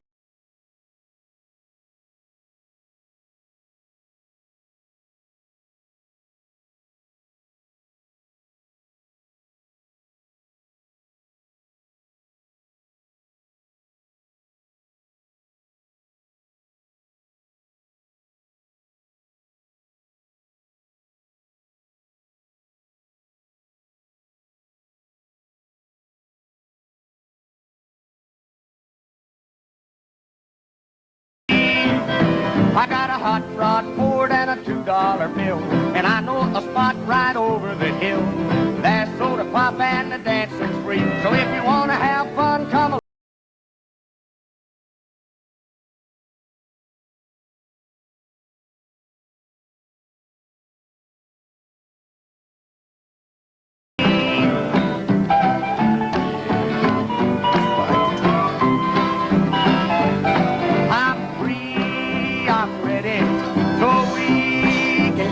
He's part of the 27 Club. Is he now? Yep. Obviously, he had Hank before he died. Hank Jr. Yeah. Good to see ya. Not different people represented. That's I'm gonna jump my big book over the fence and buy me one for 5 or 10 cents. I'll keep it till it's covered with age. Cause I'm writing your name down on every page. Say, hey, good looking. What you got cooking? How's about He's getting cooking? it. Something up to me. Yeah. That's He, it. Nice. Thank you. What's his name? Kermit the Frog. I mean, Jordan Peterson. He had a take on him. Did you hear about that? He actually started crying when he was talking about him. You know that? It's pretty base. Check this out. Music. You know, you listen to some simple music, so-called. Hank Williams is a good example. You know, the blues cowboy from the 50s who died of alcoholism when he was 27 and whose voice sounds like an 80-year-old man. Simple melody, you know, but there's nothing simple in the song and in the voice. It's deep, you know, it's like the blues. It's like black blues in the States from the 20s, and this was certainly influenced by that tradition. There's this admission of a deep suffering at the same time as you get the beautiful transcendence of the music. And that's meaning, you know, that's awful in the most fundamental sense, but music. You know, That's someone that's had a lot of pain and seen a lot of people share their pain to him. Yeah, and he can see a lot of beauty because of that. Yeah. Yeah. Uh-huh. That's pretty Yeah, dope. I see you, Hank. I see you. Hank. There we go. Hank. I see you. Hey, pretty baby. there you go. This is a Hank episode, right? We started off with Hank. It's the family. That's The right. family. Huh? Yeah, until you're hospitalized. They don't pay. Family tradition. That's right. Why you drinking? So I totally threw you off with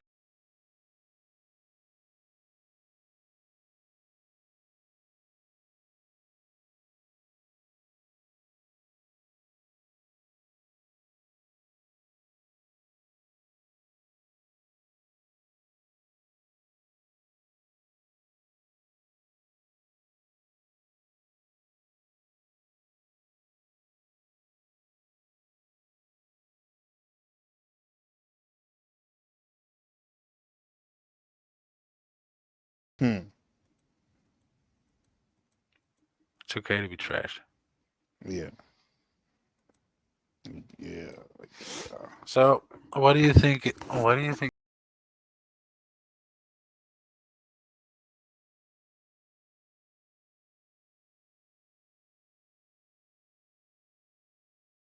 With Shakalul's work, the society to deal better with the new coming future of using the computer and the internet.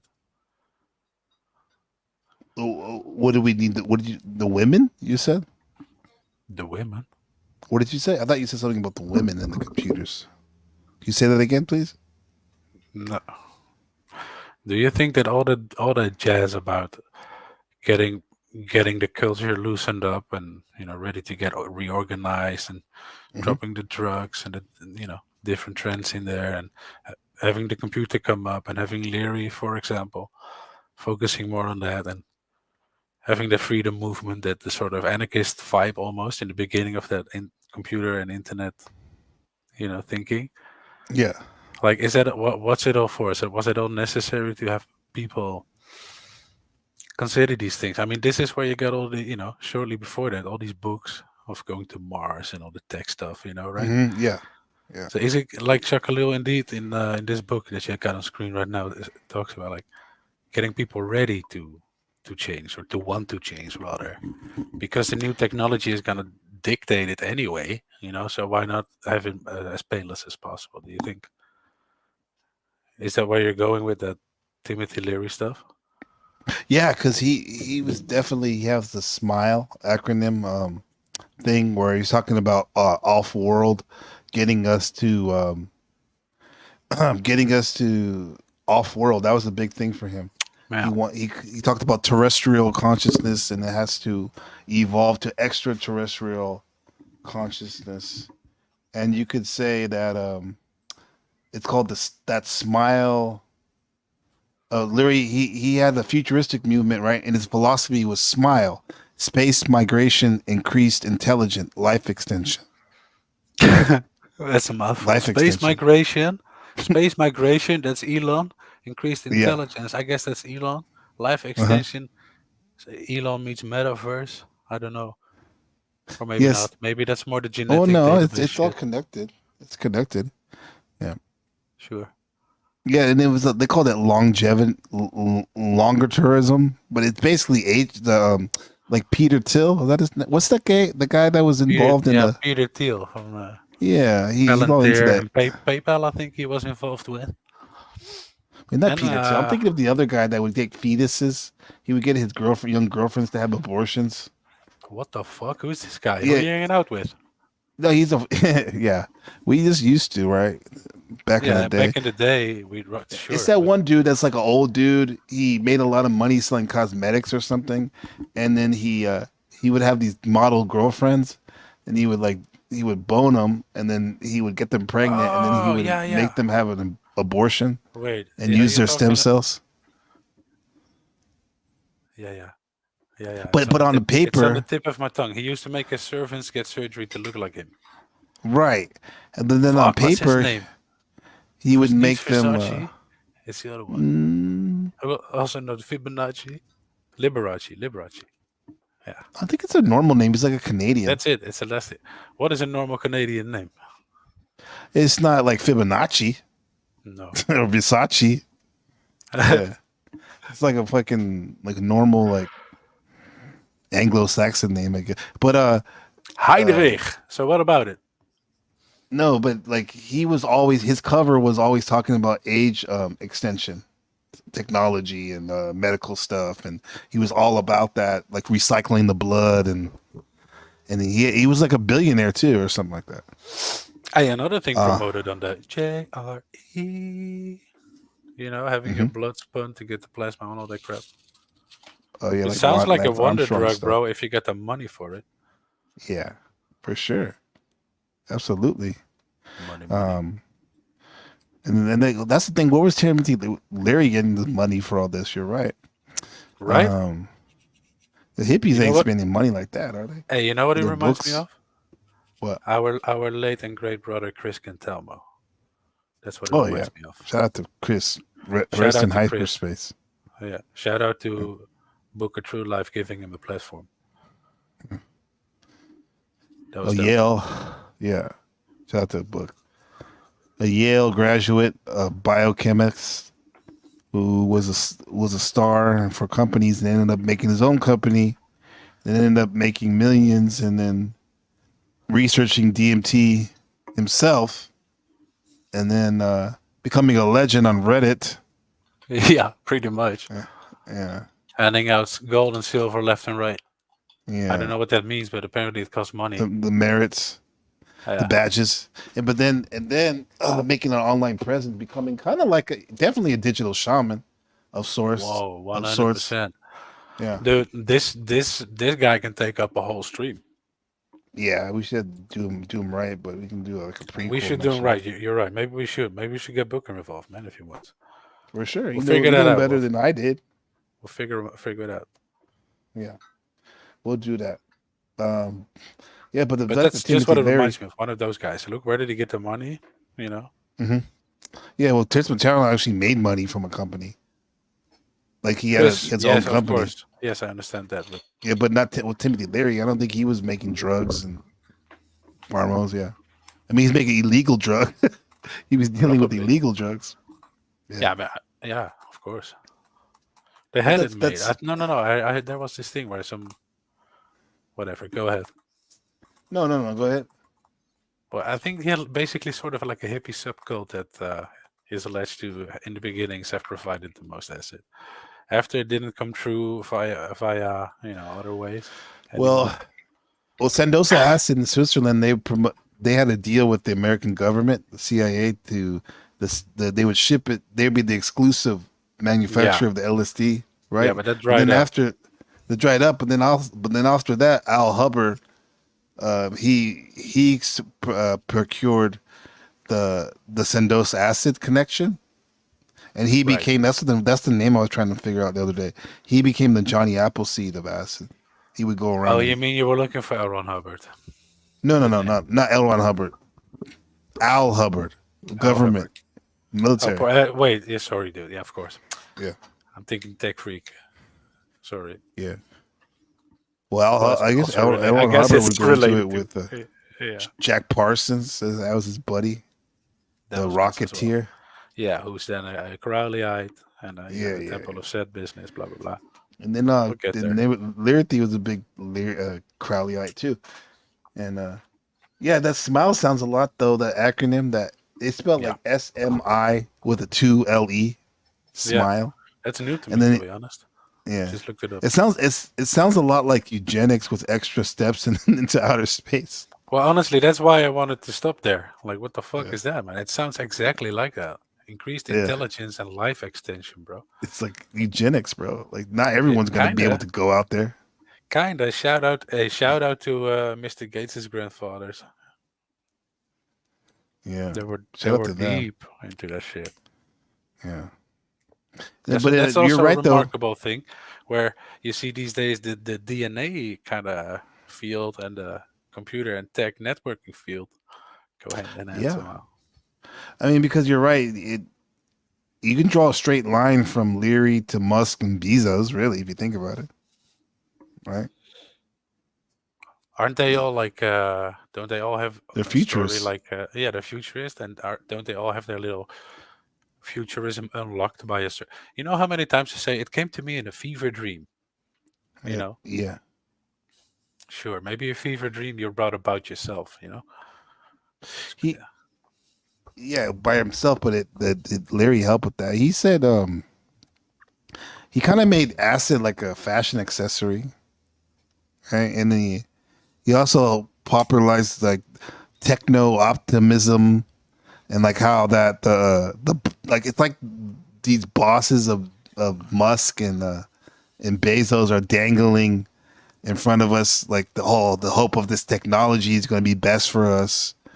However, they're like kind of fucking up the planet with the shit they're doing. Probably that's why they want to get off.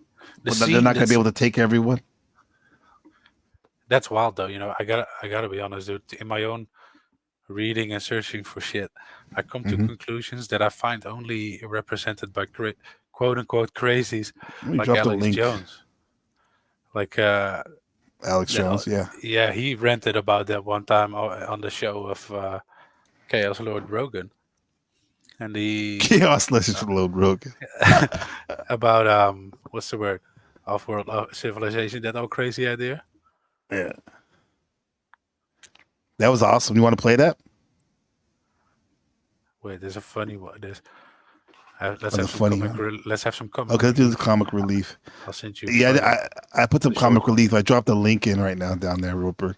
So if somebody wants to come up and please add to the show in terms of stay on target, stay on topic. The show is called Psychedelic Elitism. The Rise of the Digital Shaman. All right? Keep that in mind. Let me see this funny ass video. It's the one about the Odyssey, right? I think so. But the one in Odyssey I sent you, that's wild as well. That's about the future prison. No. The funny one is right above it. Oh yeah, that's true. It's only 1 minute long or something. It's Yeah, I Alex got it. Jones talking about the elves. I love it. It's the best character the Matrix ever made. Oh wait, that's not that. It's not whatchamacallit. What's his name? Not what I am looking for. It's not. It is not Jock Sheldrick. I can share. Holy shit, that's loud. You got it?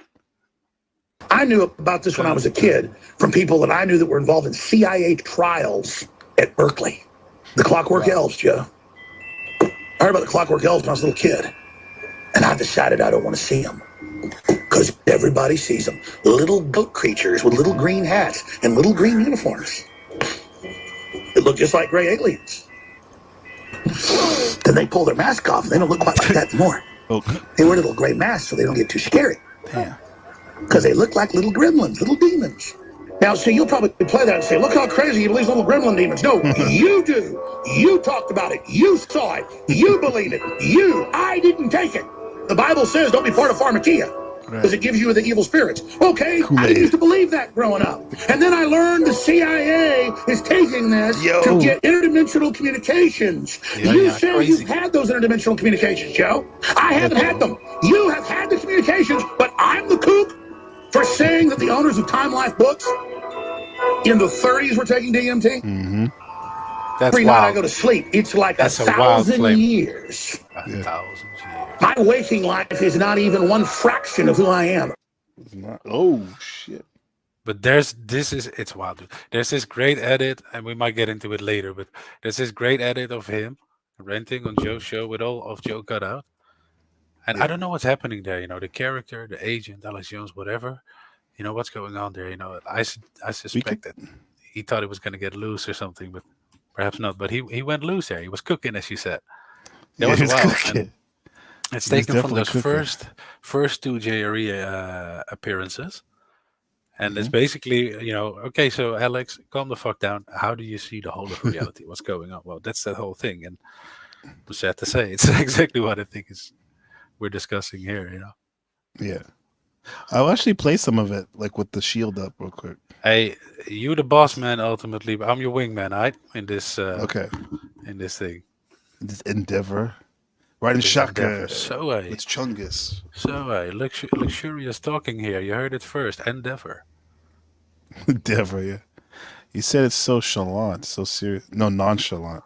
Let me give you a basic gestalt. We live in a third dimensional plane. We can see the planets, the galaxies, the suns, hundreds of billions of galaxies photographed, universes. We live in an amazing space-time continuum. And we're on this planet, and Einstein's physics showed it, Max Planck's physics showed it, there's at least 12 dimensions. And now that's why all the top scientists and billionaires are coming out saying it's a false hologram. It is artificial. The computers are scanning it and finding tension points where it's artificially projected and gravity's bleeding in to this universe. That's what they call dark matter. So we're like a thought or a dream that's a wisp in some computer program, some God's mind, whatever. They're proving it all. It's all coming out. We're a thought in the mind of God. He already said so many things. But that is indeed the one I referred to. Yeah, you want to what? You got something to say about that part yet? No, I mean, Because honestly, this video, dude, to me, and we're for obvious reasons, they're not playing it. We're just listening to it. Yeah. But to me, if I let myself go wild and creative, imagination, and think, what is it all for? If you can just print money and it's all about control, what is it for? What is it for? Are you making a body for fucking the old demons to come to? What is going on? What are you trying to? What is the end game here? And I fancy almost a sort of like future like this, like how he's describing it now. Like we are indeed in. We acknowledge that we are in a crazier thing. Right. It's not like he's not even describing the future, but he's describing the present Like with the what are future we applications. exactly? Remember, my question is I feel that we're being prepped as as people. We're being prepped in many ways to take that next step in dealing with the computer and the interfacing with the network. The Internet of Things, essentially, the Internet of Bodies, that idea. And I think that's How what are you this going is to be about. prepped? But the way Alex Jones is talking about it here sounds always so like a epic D&D campaign or something, But Hmm. Yeah. yeah, He's talking about he dreams like this in full 4K, like a movie. Moving and all. It's all coming out. So we're on this planet, the third dimension, which is a launch pad to all the other dimensions below and above. The third dimension, all the mathematics shows, is the primal sea of where all this happens. And the Earth's like an egg, and we've got all this potentiality. Now, there's So the third dimension we're living here is the hub. It's what's the reason why we're here. He'll mention it's the launch pad later on. He'll say that. This is why me personally, to bring it back to myself, the small picture, being sober all these last so many years has really been great because you can see how special this realm is we're living in, right? I think that like when we take psychedelics and even when we smoke a lot of weed, it kind of like it takes away from the third dimension. Don't get me wrong. Yeah. You're You're two gonna and a go half. places, but You're yeah. 2.5 if you're constantly in that, because you're Yeah. missing. You're anchored to this place clearly, Right. so you're missing half of Yeah. it or something, which would Yes. be 1.5, but whatever. It'll make you dwell in this place. dimension that's just turned over to the most horrible things is what it resonates to. Right. And it's trying to get up into the third dimension that's just a basic level consciousness to launch into the next levels. And our species is already way up in the fifth, sixth dimension consciously. He's talking about the astral plane, maybe the lower realm. It's such think? vague and ambiguous language, huh? Okay, It is. ties in with all the, I guess what the new age is like a modern day version of, you know what, the Gnosticism stuff, Who Yeah, says that's that? true. Who says that's actually old as fuck? Hmm. Who says that's not made up in the 20s? Right, exactly. Madame Blavatsky, man. That's what I'm saying. But, it seems like that, In the fifth, sixth dimension consciously our best people. But there's this big war trying to like basically destroy humanity because humanity has free will and there's a decision to which level we want to go to. We have free will, so evil's allowed to come and contend, not just good. Yeah, so this is what all these Bible thumpers may be talking about too. What? Like this war between the good and evil. That's what he's saying. That's what he's pointing at. Seems to be of which is the war of where are you going to put your free will, your awareness, Yeah, your conscious. Yeah, exactly. consciousness. But this video is literally described as this. It's called Alex Jones Explains Consciousness. Contend, not just good. It's people who are psychically, genetically available to interface in this incredibly diverse universe with all these dimensions above and below and all around us with consciousnesses. And the truth is, no energy is ever destroyed. It all continues on. The truth is, our bodies, this is a fact, are a communal hive organism of all of our ancestors and all of their race memories, but not in just some compressed epigenetic system. It's beyond that. It's an electrochemical antenna. They've proven this that connects dimensions. So our body Connected dimension. I think that you and me here are the culmination of our ancestors, right? Right, and we're meeting together here, and it'd be like I get the picture of like two oversouls above our heads, two big clouds or something of genetics and etherness. Yeah, but would meeting. you feel that way if we'd be right next to each other? Yes, but more so. Okay. This is why sometimes it's awkward when you actually meet somebody. At first, at least. No, At I'm least pretty at handsome. first. Though. We'll be all right. Yeah, but there is something to be said though about realistically, because I've had this happen when you talk to someone for many years online, but then you actually see them in person. It could be a little different because we're so used to this digital reality. But that can Yeah. change though after a while. Yeah. Bodysuit, because our predecessors wouldn't put us in a position without giving us a bodysuit that is them. Our families are loving us. They're holding us. They're wrapped all around us. Their strength, their will, their bad, their good, their sins, the good things they did, the battles they won, the battles they lost, the woman they loved, the man they loved. It's all in us. All these people. It's why we're able to look into so many things and have so many different experiences. That's. Yeah, you see that? I wonder if that's what he thinks he's describing there. I wonder if that's the thing that gives us the source material for our trips and dreams. Because sometimes they go places where you go, nah, I didn't see that right. But you see way more than you know, obviously, subconsciously, when you're walking down the street, for instance. You pick up everything, huh? But I wonder if that's sort of like, is he saying what other people might call what is that? The library, I think. Akashic record? Yeah, Akashic records or something. Yeah, maybe. Yeah, because you have your own Akashic record in your mind. Because again, as much troubles and issues I have with the whole new stuff, the new age stuff, every single topic is like, yes, indeed, but like, people realize they have a receiving and outgoing part to themselves, to energy, there's a male and a female part to everything, if you pay attention to it. Everything's one thing, but whatever. You realize that, the people realize it, and then it gets pushed to the max where people start to put a knife through their body and stuff, Anyway, let's continue with what Jones has to say. He says the elite, he just said, I don't know what else. Have so many different experiences. The elite are all about transcendence and living forever and the secrets of the universe, and they want to know all this. Some are good, some are bad, some are a mix. Yeah, Larry, 100%. That smile stuff, you said it. Yep. Yeah. All the ancient religions, everybody says there are the good ones and there are the bad ones. But the good ones don't ever want to organize. The bad ones tend to want to organize because they lust after power. And people. This is what Uncode said before. He said, like, why is it that the bad guys, quote unquote, always organize and are efficient, but the good guys really don't seem to.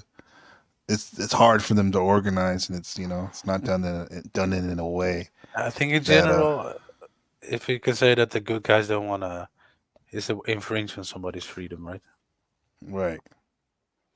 Yeah, exactly. They want to tread lightly. Hey, what's going on, Machine Lies? How's it going, bro? No, excellent. The Machine Lies. How's it going, man? She lies at the house. Yo, what's going on? Yeah. Perfect.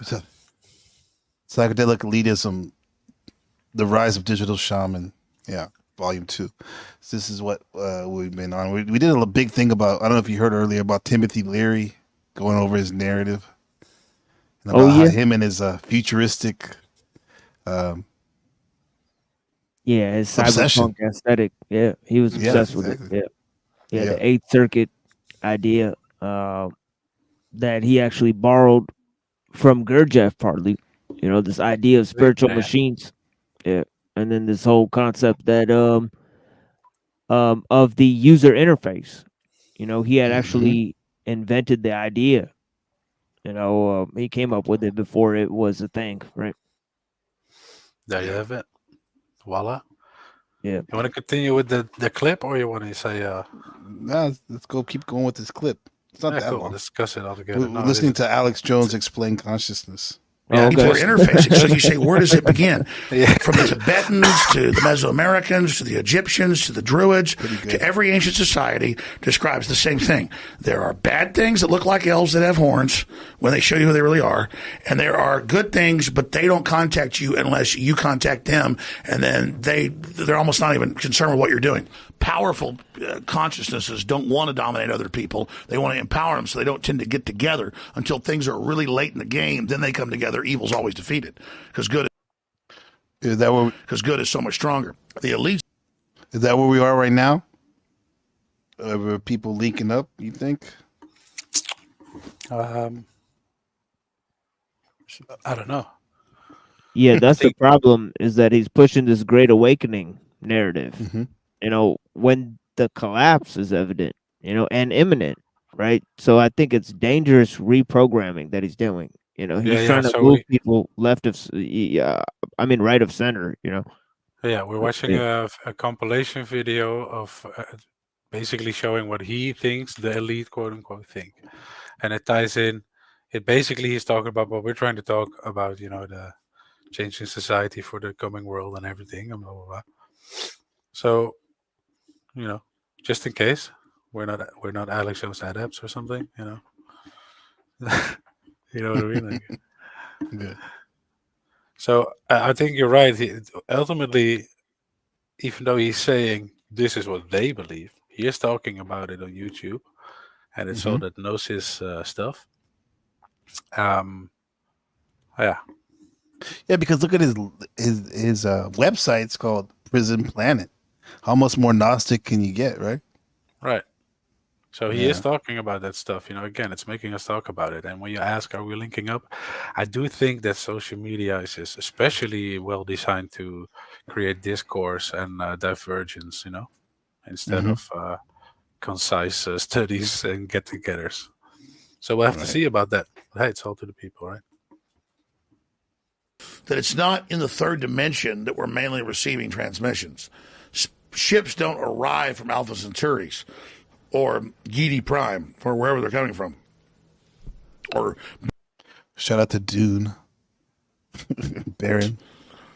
They come here through interdimensional gates that are much closer, through fold space.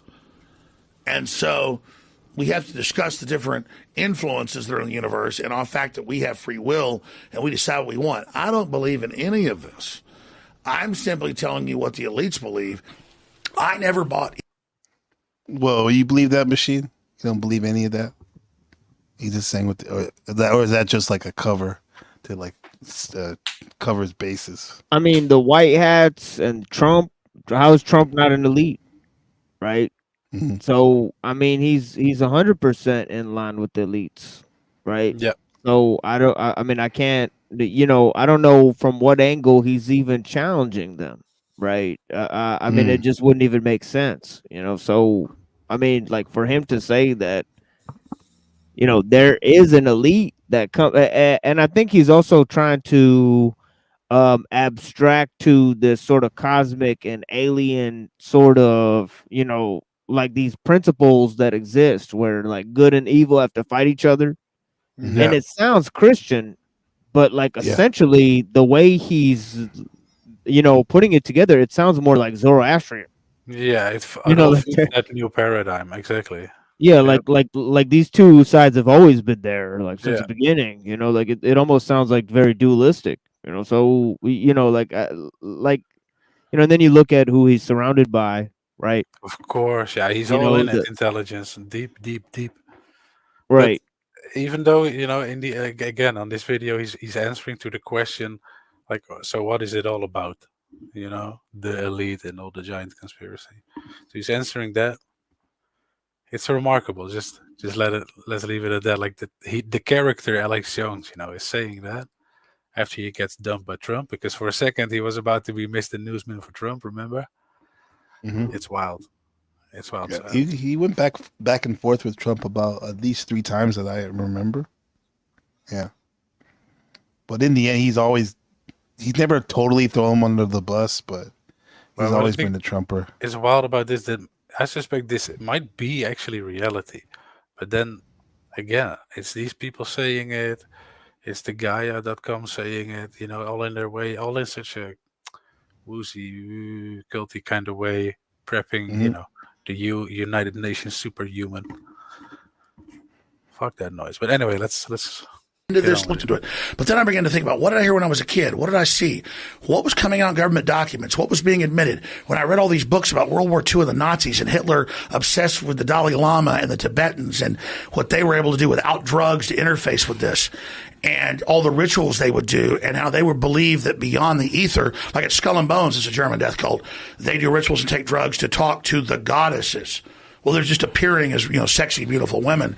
It's whatever you want as these spirit guides, because lower entities will come in and violate your free will. God and his angels, which are below him, will not get involved in your everyday life. They will not manipulate your free will unless you ask them in. But then the devil. What's that? What's the difference between that and a demon? Huh? You tell me. Right, because he said you allow them in, right? So, I just don't understand, right? So, like, where do the angels come from? To violate your free will? They both violate your free will, looks like, and you allow them both in. So categorically, it seems like the way he's described it, there actually is no difference other than that. Exactly.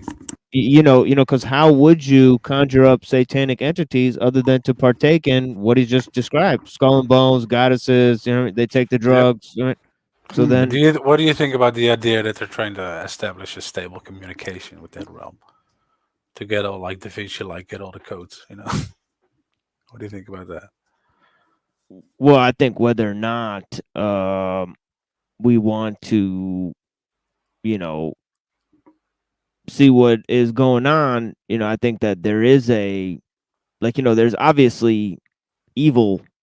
There's obviously people who believe in, that there's no difference between good and evil, and they're willing to exploit that philosophy into the realm of the spiritual, right? So, they're like, it's inevitably going to be people who practice sort of spiritual hedonism, spiritual materialism, right? And try to gain power in the world through those practices. But, but to say that, that they're not mainly harming themselves in the process, right? Or that these people are that these things are not being used to manipulate other people, that they actually don't have any real power, and that God has a real power, and the power is not equal, in any way, right? So I don't think he's clearly establishing that. And why would you want angels to mediate things for demons when you could just go to God? You know what I mean? Right. So so the things he's saying is angels versus demons, and good in versus essence, he's bad. normalizing basically what it sounds like to me. He's just normalizing the idea even of talking to entities. You know what I mean? Right. That's the prep. And then next school year we're gonna hear that what? Actually, there's no difference between good and evil. It's one thing, two ends of the same thing, whatever. Yeah, that's his way. Yeah, that's his way of getting into this whole hyperspace thing that's promoted by Rogan, because he's on Rogan right now talking about that. Mind you, without taking the drugs. He is not. Wait, say again. This is his way of making an uncommon commonality about talking about the hyperspace realms on Joe Rogan's show without taking the drugs. He says he don't take the drugs. He says that he communes with the angels, or he also says later on he'll say, my dreams are basically DMT visions, and 1,000 years. He said, yeah. So, he also brought up the concept of free will to justify his understanding, right? Talking about how we live in a world, right, of evil, right? So we have to have free will in order to do good, right, in the world, because the world is depreciated, right? So if we're relying on our own nature, right, we couldn't do it. We have to rely on applying the will to the order of the world, because the world is fallen and our nature is flawed, right? So our nature is chaos. Yeah, so it goes back to this fundamental concept, that they're just that he's pushing this idea that he's hijacking the Christian ethos, first of all, right? In order to push this sort of, obviously Zoroastrian, concept, One thing I want to note is that after these things is when the Sandy Hook stuff really kicked off, and after which, now as you might have noticed, they're putting up InfoWars for sale, all of its assets. That's right. Yeah. So he's done for. They threw him in the bin, I guess. Yeah, I wouldn't wonder say if he's this done. is his last lion's, like his swings, like a dying lion. Yeah, but the way the last in the thralls, like rolling around, where he dies. But Yeah. the thing is, though, the way he describes it, it's like someone else may buy it, but it seems like he's still gonna still use that company, right? So I don't understand like what's going on. If there's some behind the scenes stuff going on, Yeah, I think it's going to be like a Humpty Dumpty situation where they take the type of conspiracies that Alex Jones espouses and have different commentators that espouse them and then have them compete with each other, But they're all really going to be in like one organization, Right. They already started putting on, propping up, rather, these different cats, right? The little guy with the beard and the curly hair, the different names coming from. Yeah, and I think it's going to move towards a Christian psyop. You can increasingly see that it's moving towards a conservative Christian, even sort of linked to, white nationalism in a lot of ways, right? So there's a lot of those concepts and ideas that they're borrowing from the Zionists, right? Yeah, that's where you get the Ryan, right? Ryan, he's a big time Christian, right? The VP, whose debate is tomorrow, I believe, right? The debate's tomorrow. The VP candidate, because the way they're in the narrative, there's been like 4 or 5 attempts on Trump in the last couple of months, right? His life, right? Crazy like, how quiet it is. It seems like this guy's gonna, if he does become president, he ain't gonna last. And then who are they gonna prop up? This Christian white nationalist VP candidate who has the I think she's Indian, his wife, right? And they both come from he comes from the Bay Area, the venture capitalists too. Yeah, so after they got a lot of weird variables going on. They put in the tech guys worldwide. I see. Yeah, but I'm not really up to speed, to be honest, with American politics. Yeah, it's gonna be these second tier figures like Nick Fuentes, you know what I mean, and these other figures that are going to take the reins, possibly because these guys have been being built up, like Owen Benjamin types, right, and Nick Fuentes types, right? They're gonna be channel the same energy into these other sort of people that are also connected to Hollywood and they could basically control, Yeah, but do you think there's going to be a push though in Christianity to like maybe give the nod to psychedelics? It's gonna like I think it's gonna be a mix. Like if you want your anti-Jew like homesteading thing, you can go to Owen Benjamin. If you want a Christian white nationalism, you can go to Nick Fuentes. If you just want regular old trad shit, you could go to Jim Bob or Andrew Wilson or Jay Dyer. So it's just like these are all just same heads of the same coin. And they and all of them support the same sort of fake and gay conservatism, right? So where they're actually in line with the tech elites, right? So it's like this, like what it is, it's going to be a big tech coup with these guys like, Elon Musk supporting these second tier figures, right? And promoting these second tier figures, to create the new conservatism, whereas there's already a sort of new leftism on the rise that might come in to contact with this. What does it look like? What makes it look new or a new leftism? You think? I think it's going to be environmentally based. It's going to be based on environmentalism, right? Instead of the other types of things. There we go. The and that goes along with 1001 Club. Yeah, it goes along with Captain Crunch, right? Environmentalism. He taught on that, right? Yeah, and then you can already see that the conservative side is pushing pro-tech. They're against nature. They're pushing Christianity against nature, right, and all that type of stuff, right? So So they got this type of idea that they're saying that they're going to put the leftists as, tree huggers, basically, So that's going to be the whole thing, And you could already see that kind of going down, right? Yep. That's the new left, the new left is. 60s. You were just talking about tree hugger Wim Hof. I didn't know that before. Excellent, bro. You got it. It all comes back around. It's perfect. Before the machine came on. Right. Before he was the Wim Hof breathing Iceman, in before he was beating his wife and kids, he was a tree. Man. Literally, he threw tree climbing parties for kids. Right. Yeah. Yeah, he was one with the trees before he turned into the Iceman. Yeah, he was a wild man, huh? That's true. Listen, Shadow Buddha's got something to say. It's a little bit back on the previous topic. Was saying that, or not really though, but. Can you read it? I can read it in the Old and New Testament. Wasn't there a lot of encounters with angels? And this is actually to you guys, angels and God. And sometimes angels and God came to individuals without asking. Not sure what Jones is talking about.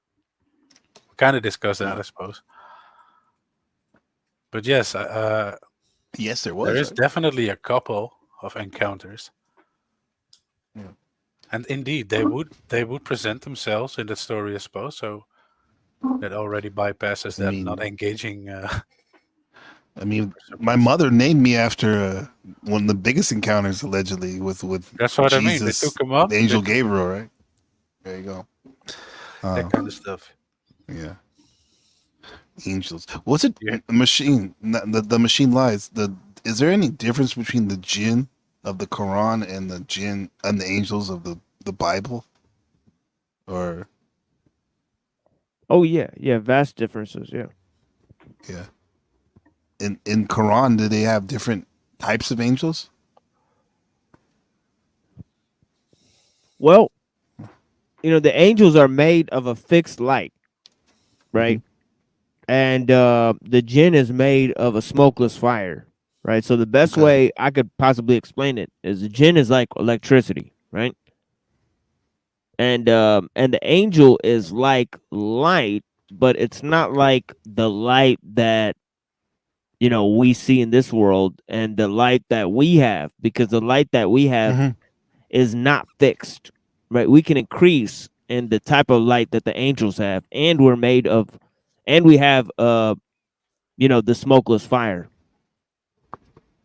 So humanity has both of those qualities in them, right? But it's just in a different way. Right. And it's not their essential nature. Yeah, we use electricity, and I hear about like 6G technology. I heard people mention about is going to be dealing with light. Yeah. So. The technology that we have that helps us increase like that, energetically, is the heart. Right. Right.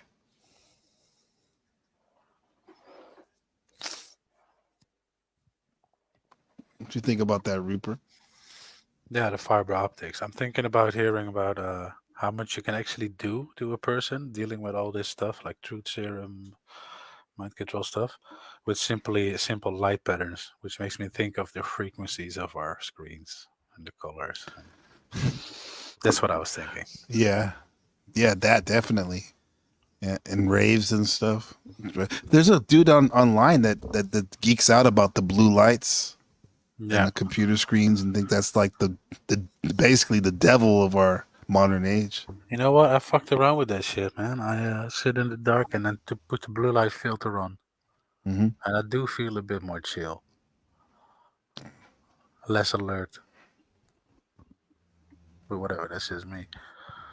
Where we had it, bro? You still wanna let Jones finish before we? Of course. Before we shut him up for good. But then the devil masquerades as an angel of light. And the elites themselves believe they're racing using human technology to try to take our best minds and build some type of breakaway civilization where they're going to merge with machines, transcend, and break away from the failed species that is man, which is kind of like a false transmission because they're thinking what they are is ugly and bad, projecting it onto themselves instead of believing, no, it's a human test about building us up.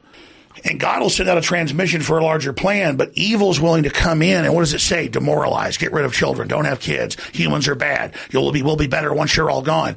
And it's because...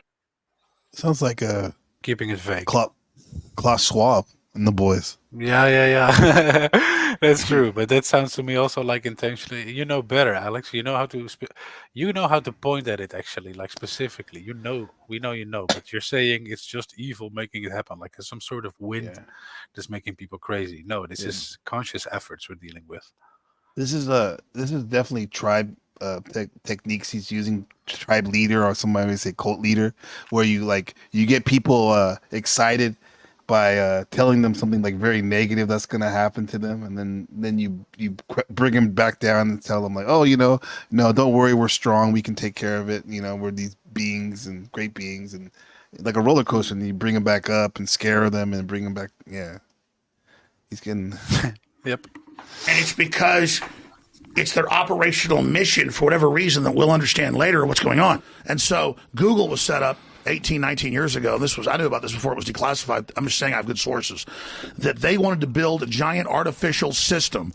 And Google believes that the first artificial intelligence will be a supercomputer based on the neuron activities of the hive mind of humanity, with billions of people wired into it with the Internet of Things. And so all of our thoughts go into it, and we're actually building a computer that has real neurons in real time that's also psychically connected to us, that are organic creatures, so that they will have current prediction powers, future prediction powers, a true crystal ball. But the big secret is, once you have a crystal ball and know the future, you can add stimuli beforehand and make decisions that control the future. And so we saw that in Minority Report. I guess that makes sense, because we can already see with the ads and stuff that they know pretty well how to predict our behavior. And it's easy then to only nudge us, with a gust of wind, nudge us in a different direction. Yeah, and that's and you see him do this all the time. It's always like 5 years, 10 years. It's going to come down the pipe. This is happening. But like in a large sense, the things that he's saying is already happening all around. Thank you for saying that. I was saying that you were. Sorry, go ahead. No, I'm 100% agreeing with you, Rupert. Like it's like he's like minimizing the effects of what's already happening, and it's like this constant fear porn. And I saw this on the when Bill Cooper exposed him, he was talking about him almost causing the race riots, because he's talking about how this great thing is going to happen and this great violence is going to happen, and he creates this fear porn before the event, and he gives false information about it. Right. He's also a notorious disruptor of protests and stuff. Yeah, and he did that with Y2K and stuff like that. Like he's almost pushed every hoax, where he's like, this is gonna happen. Yeah. And and it's like he's been doing it for years. He said on the Rogan show that the Y2K thing, that was the only thing that didn't come from him. Like he sort of admitted his, being a puppet at the time. The magazine pushed for it or whatever the fuck. Yeah, but the thing he said about the supercomputer and the neurons, like it's coming, as you say. I'm glad you say it like that, because he's presenting it as if it's way off. We're already in it. You think we're in the digital age? No, we're in the commercial DNA database age. That's where we are. It's already here. You and I and Gabe, we are the neurons of that computer, doing what we do exactly right now. Right, this is filling into it right now, huh? We're connected 100%. To it. We are those organic beings he was talking about. 100%. Shout out to Leopard Print. Yeah, Leopard Print. Good morning, good day, good evening. Yeah. So NBC, may I ask you what we're listening? We're listening to Alex Jones on his 2 or 3 different last times he was on Joe Rogan, when he was explaining what he believes consciousness is. Basically, he was giving, how does he say, Rupert? He was giving a gestalt. The basic gestalt, the basic gestalt on consciousness. Gestalt, the question I used to ask people since 2012: what's really going on? I like that question. What's really going on? This is what he thinks is going on. It's fun, definitely. But is it really happening? And you know what? I believe it's going on too, but I also believe Jones is misleading. Let's hit it. Look at the bone broth. the end of consciousness and free will for individuals, as we know, and a true 2.0 in a very bad way, hive mind consciousness with an AI jacked into everyone, knowing our hopes and dreams, delivering it to us, not in some PKD wirehead system where we plug in and give up on consciousness because of unlimited pleasure, but because we were already wired in and absorbed before we knew it by giving over our consciousness to this system by our daily decisions that it was able to manipulate and control into a larger system. But like the Bible tells you, any pharmakia or any of that always leads to destruction because only evil is going to come through that way. So we're basically having... Stop there. Full stop. Full stop. Oh, wait a minute. They got you wide open, like Mac Moss says. They got you wide open. Yeah, the psychedelics will do that to you, though, huh? I believe especially if your setting is wrong. They think they thin the veil. Like everybody's got sort of like an ozone layer, you know, sort of. If these entities are real, yeah, right, yeah, and that's where I think that I take issue with St. Paul because the whole idea of allowing yourself to eat food that's sacrificed to idols, right? Like that allows these perturbances, right? So the fact that most of our food is being, it's got markings and stuff, it's got all types of stuff on it where it's clearly, like some of it's, on some shit where you have no idea how they're making it or what they're making it for, and a lot of the ideas of collective human sacrifice of culling the population and all that type of stuff, or is linked to the food production. You know what I mean? So like, the ideas really come to it's not really psychedelics that we need to worry about. It's just food, right? Like it's consuming things, all right? It's consumption, right? In general, exactly. Right? Consumption and the attention. Yeah. Productivity and consumption. Having our life defined by those two processes, right? It is literally a process that sucks out our human dignity. Why should we submit ourselves to it? And how come for 90% of human history we didn't have to, right? Yeah. Well, they want to claim you can't stop progression, and we know that. Then we're forced to change. They quote unquote are forced to make that change happen. Yeah, and that's why I fundamentally don't see him different from what the elites are pushing, because he's pushing the narrative of progress. Yep. Right through the Great Awakening, Yeah. Yep. Why does it always come back to Paul in a lot of these discussions? It seems like, especially when people are talking about Christianity. He's got a nose radar. A nose radar. Oh, that's why. Yeah, for me it does, because I think it's I think you can't really state how minimal the importance of him is in terms of the aligning of the Jewish and the Greek traditions. Yeah. Right. Like this, like this was a fundamental step that like you can't have modern European society without that, right? Okay. Like there's two things. There's two things that the British kings modeled themselves after, was the Roman emperors and the the prophets of the Old Testament, right? No. So they literally thought, King David and those Roman leaders and all of this type of stuff, those are all that's all they keepers of the heritage. Yeah. Yep. They sit on that stone right under that throne. Isn't that allegedly from the Temple of Solomon or some shit? There's this giant rock under the throne. What happened? What do you mean? Let me look it up then. I said I wouldn't doubt it. Oh, I wouldn't doubt it. That was familiar. Yeah.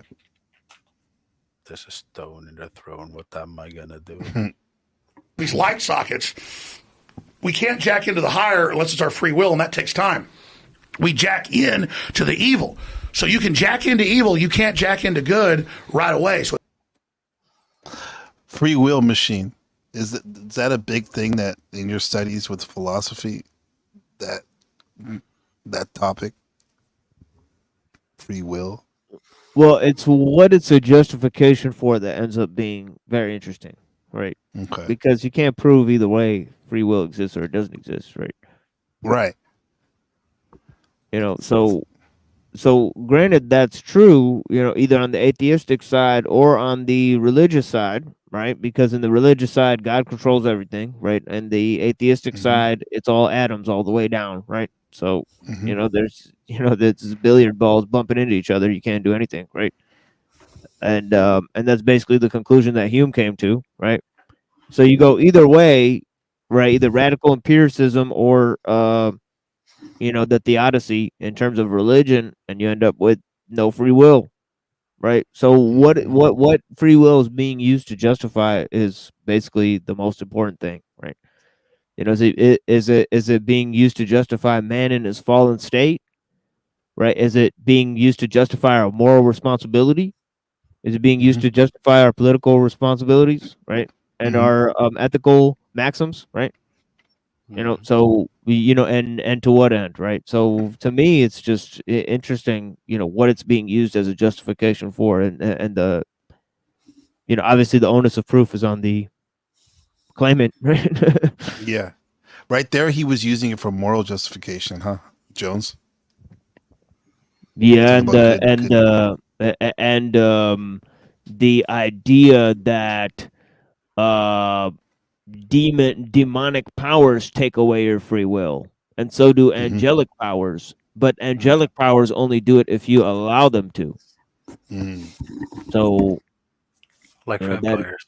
Yeah, that's such a right. Yeah.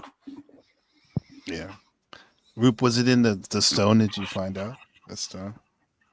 It's all myths and shit. I think at first glance, the whole Temple of Solomon thing, you can scrap that. It's total bullshit what I said. Yeah. But I was trying to listen, so I didn't actually read. I just skimmed over. Okay. Way, so it's quicker, it's easier, like Yoda says about Darth Vader. Quicker, easier, more seductive. We're made in the image of our Creator.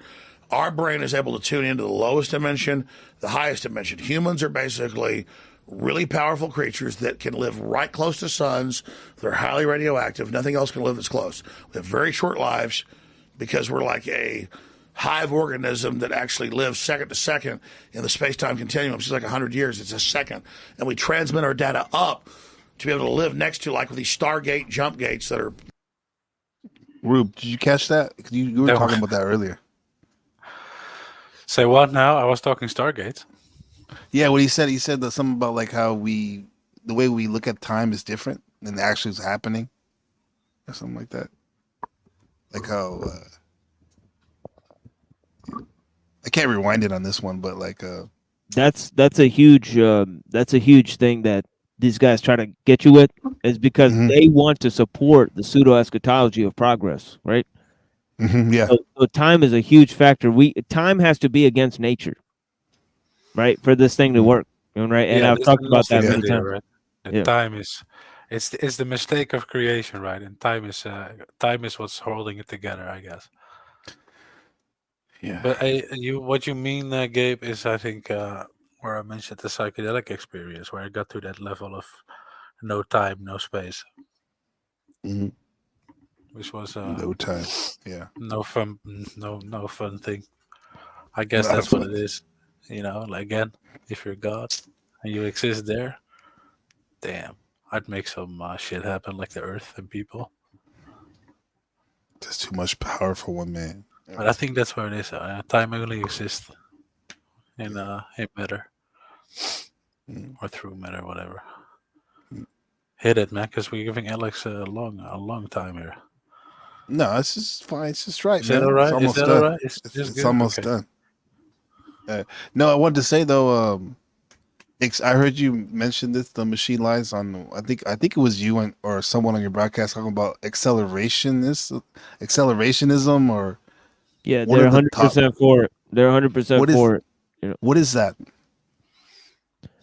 It's the idea that culture decides the speed at which technology moves. So it's culture is deciding the technological landscape. So you can slow down or speed up technological progress. Yeah, you know, if you accelerate or speed up certain cultural factors, right? Yeah. So essentially, it's the idea, and it's similar to this Discordian idea, right? And both of them show up, right? For like Leary's like an accelerationist, and McKenna's like a Discordian, right? And this is going to be the new right and left, basically. I mean, it's going to be either futurist on the one end or environmentalist Discordians on the other end. That are more about art and nature, right? Yeah.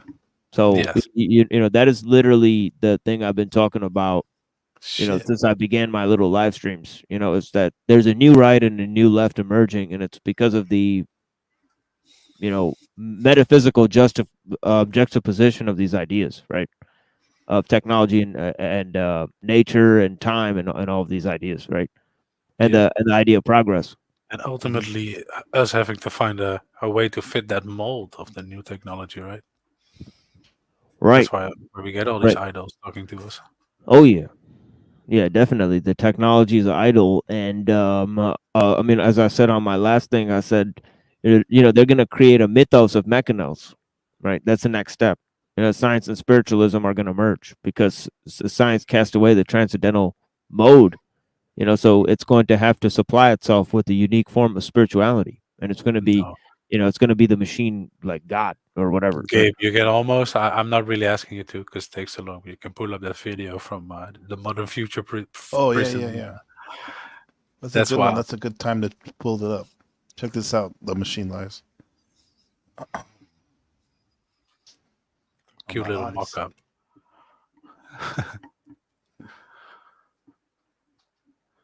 The future of society. Are we just going to be conductors in the future? I always think about the Wall-E future. Wall-E future. And sitting in a chair all day. Like the question is not are we living in a simulation, but the question is, are they building it right while we're sitting here around us? We may be. Either way, this shit's taking a long time to load. Yeah. What the hell is going on?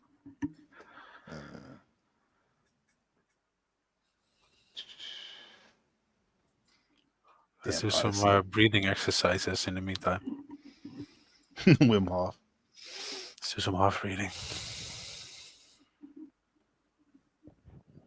What's going on, Gabe?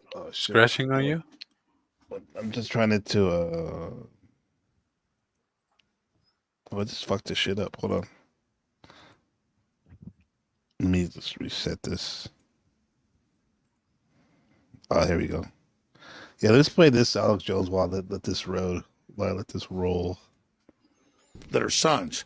So because we live so close to these suns, we only have like milliseconds to be alive. So we're actually a hive organism that keeps transmitting up to the next species in our hierarchical system and then down below us. So we're alive right now in this continuum, and we're trying to progress and make things better. And the elites are trying to make sure that we don't dial into that incredible knowledge we've got as a species and basically die as a species, so that we're not competitors on the next level, as the Bible says, of the interdimensional plane. And so when you study it, the globalists go to these events and they take bigger and bigger doses of drugs. They do electroshock. If you go back to owners of Time Life books, weren't just in the 20s and 30s into LSD and other hallucinogens. An apothecary, they were getting electroshock. They were having people turn their heart off to like try to communicate with these things, to try to be dominant and get that. So you go back thousands of years, Merlin, the archetypal, or these magicians or these wizards are taking drugs in these temples and interfacing with these palantirs, these crystal balls, which aren't really crystal balls. It's their psychic focus of an interdimensional connection while they're on drugs, looking into glass, to then be able to see the future and understand what's happening, to give them temporal power over this planet. That sounds a lot, very Discordian. That's a lot. Pardon. Yeah. That is a lot. What do you want to say? Me? I defer to the panel. It's crazy, dude. It's so much. Let it roll for a bit. Yeah, I know it's disinfo. Like, like these, like these, like spas where people are taking psychedelics. Like, that's not where people are communing with demons. Like, people are actually sacrificing children and shit. Like, he's scratching the surface of some shit. He's actually hiding information, about how, like, the true extent of satanic rituals and the true extent of their sex magic rituals. It's sex magic that's the apex of this shit. It's torturing people while you're fucking them. This is the actual thing. But look, while I think he's smart enough to not name that by name, playing it safe, Yeah, and then you wonder why he's invited into the Bohemian Grove, right? Yeah, he's let right in. That's his bar mitzvah was that, and he's let right in. And plus, he is on Joe Rogan's show. He's not on his own show where will kind of play the role of talking more in depth. Like, I remember he did a series about talking about that real life case of the German Child Protective Services, how they like molested and raped and sex trafficked like many of the children on there. But on this Joe Rogan though, he's not going to talk about that shit like that. No, but it's also not really what Joe Rogan asked for. I think he probably asked for some sort of the big enchilada as the joke. This is what Joe Rogan wants right here, guys. That's right. That's right here. Welcome to Cognify, a facility designed to treat criminals like patients. Instead of spending years in an actual prison cell, prisoners could finish their sentence here in this is very TML-ish broadcast. Just a few minutes. Cognify could someday create and implant artificial memories directly into the prisoner's brain. These complex, vivid, and lifelike memories are created in real time using AI-generated content. Depending on the seriousness of the subject's crime and their sentence, the memories could be tailored to the rehabilitation needs of each subject. The artificial memories implanted by Cognify would be seamlessly incorporated into the existing neural networks of the brain, preventing cognitive dissonance and ensuring the subject experiences the memories as if they were real. The Cognify concept offers a new approach to criminal rehabilitation, transforming how society deals with offenders by focusing on rehabilitation rather than punishment. It's funny, like they're saying that this is a punishment, but like Machine, maybe because Machine was just mentioning this people taking psychedelics in the spa. Like I could see this being changing the audio and this being sold as a treatment, like a spa treatment or something. Yeah. Right. Damn. It's wild. First, the prisoner is given a choice, either spending tens of years in a prison cell or seeking fast-track rehabilitation through artificial memory implantation. If the prisoner chooses to undergo fast-track rehabilitation, the Cognify device is used. Next, the prisoner undergoes high-resolution brain scanning to create a detailed map of their neural pathways. This brain map helps guide the Cognify device to target specific brain regions responsible for memory. What's that? I just said, is that where your neural pathways are? Your neck? Shit. I'm sorry. It seems like it's like his abdomen. I don't know. Whatever. Yeah. Reasoning and logical thinking. This is the same art for the Brain Rock cartoons. Such as the hippocampus, prefrontal cortex, amygdala, parietal lobe, and anterior cingulate cortex. Really interesting. Once the target brain regions are identified, Cognify is then placed around the head of the prisoner. The intensity and the type of artificial memories is then adjusted depending on the crime. Inside the criminal's mind, time would pass differently, slower than in real life, making them experience years' worth of artificial memories in just a few minutes. Synthetic memories are customized depending on the crime committed and the unique brain structure and psychological profile of the individual. Violent offenders could experience memories that are designed to trigger empathy and remorse, seeing their crime from the perspective of their victim, feeling their pain and suffering firsthand. Yeah. Some memories are designed to trigger consequence. Can't you do that on your own? That's a juicy experience, being raped by yourself. What is that? What kind of treatment is that? It's like masturbation. It's violent masturbation. We gotta figure out where this is from, but let it play. I like it. And trauma. Such memories could simulate the long-term consequences of violent actions, such as the grief of the victim's family or the physical and emotional trauma endured by the victim. Artificial memories could cover a wide range of crimes, including domestic violence, hate crimes and discrimination, embezzlement, insider trading, theft and fraud. Cognify emotion regulation system could modulate neurotransmitters and hormones to induce specific emotional states such as remorse or regret, which is crucial for rehabilitation. Real-time monitoring and feedback mechanisms could track the prisoner's neural responses throughout the process, allowing the system to adapt and optimize the rehabilitation in real time with new visuals, sensation, and realistic AI-generated content. To ensure the long-term effect of the therapy session, the memories could become permanent, fully integrated into the subject's mind, as if they were part of their own personal experiences. While subjects are undergoing therapy session, valuable data are collected from all the prisoners into a central computer for scientific research, which will help understand the criminal mind and determine the best approach to tackle crimes in society. AI-driven analytics could enhance the device's functionality, optimizing future procedures based on gathered data and insights. Cognify could feature encrypted storage for sensitive prisoner information and rehabilitation data. A compact and portable design would allow Cognify to be used anywhere in the world. It would be constructed with durable materials to withstand frequent use. Its energy-efficient design would ensure long operational life, reducing the need for frequent recharges. It would have the ability to integrate seamlessly with other prison systems, like security cameras and biometric identification.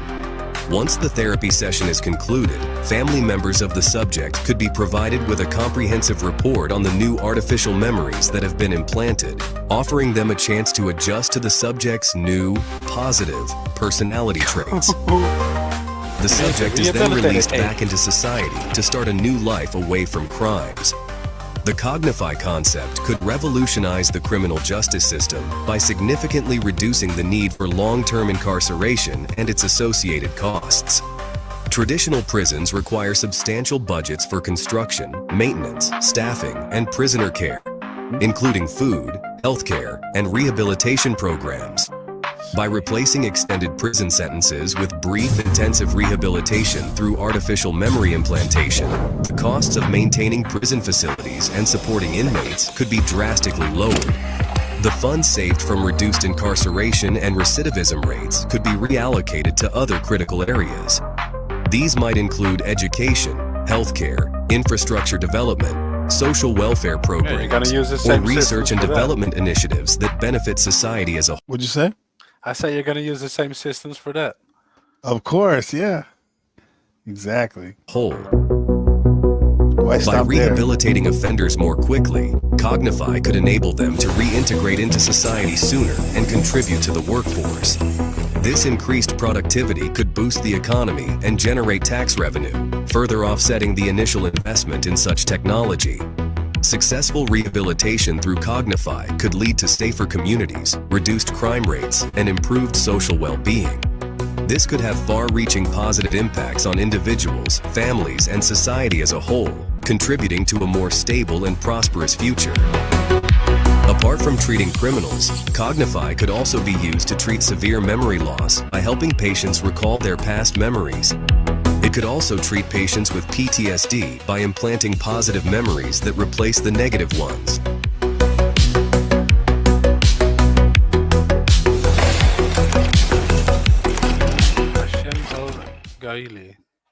You can get on the fuck out of here. Yeah, that was one of the strangest videos I've ever seen in terms of its presentation. Yes. Just it totally seemed like a gay spa, like where these people are like fucking like. Dude, that's excellent. Period. Yeah, like yeah, it looked like the future of Esalen, and then it also kind of looked like a super soldier program. You could kind of see how you could actually turn something like that into like a super soldier program, or how the same tools could be used on the general population, like Rupert said, or even like they even admitted that you can implant false memories, which is horrifying. So what's to stop them from implanting a false memory of a crime and then getting you to admit to it? It's total stupidity.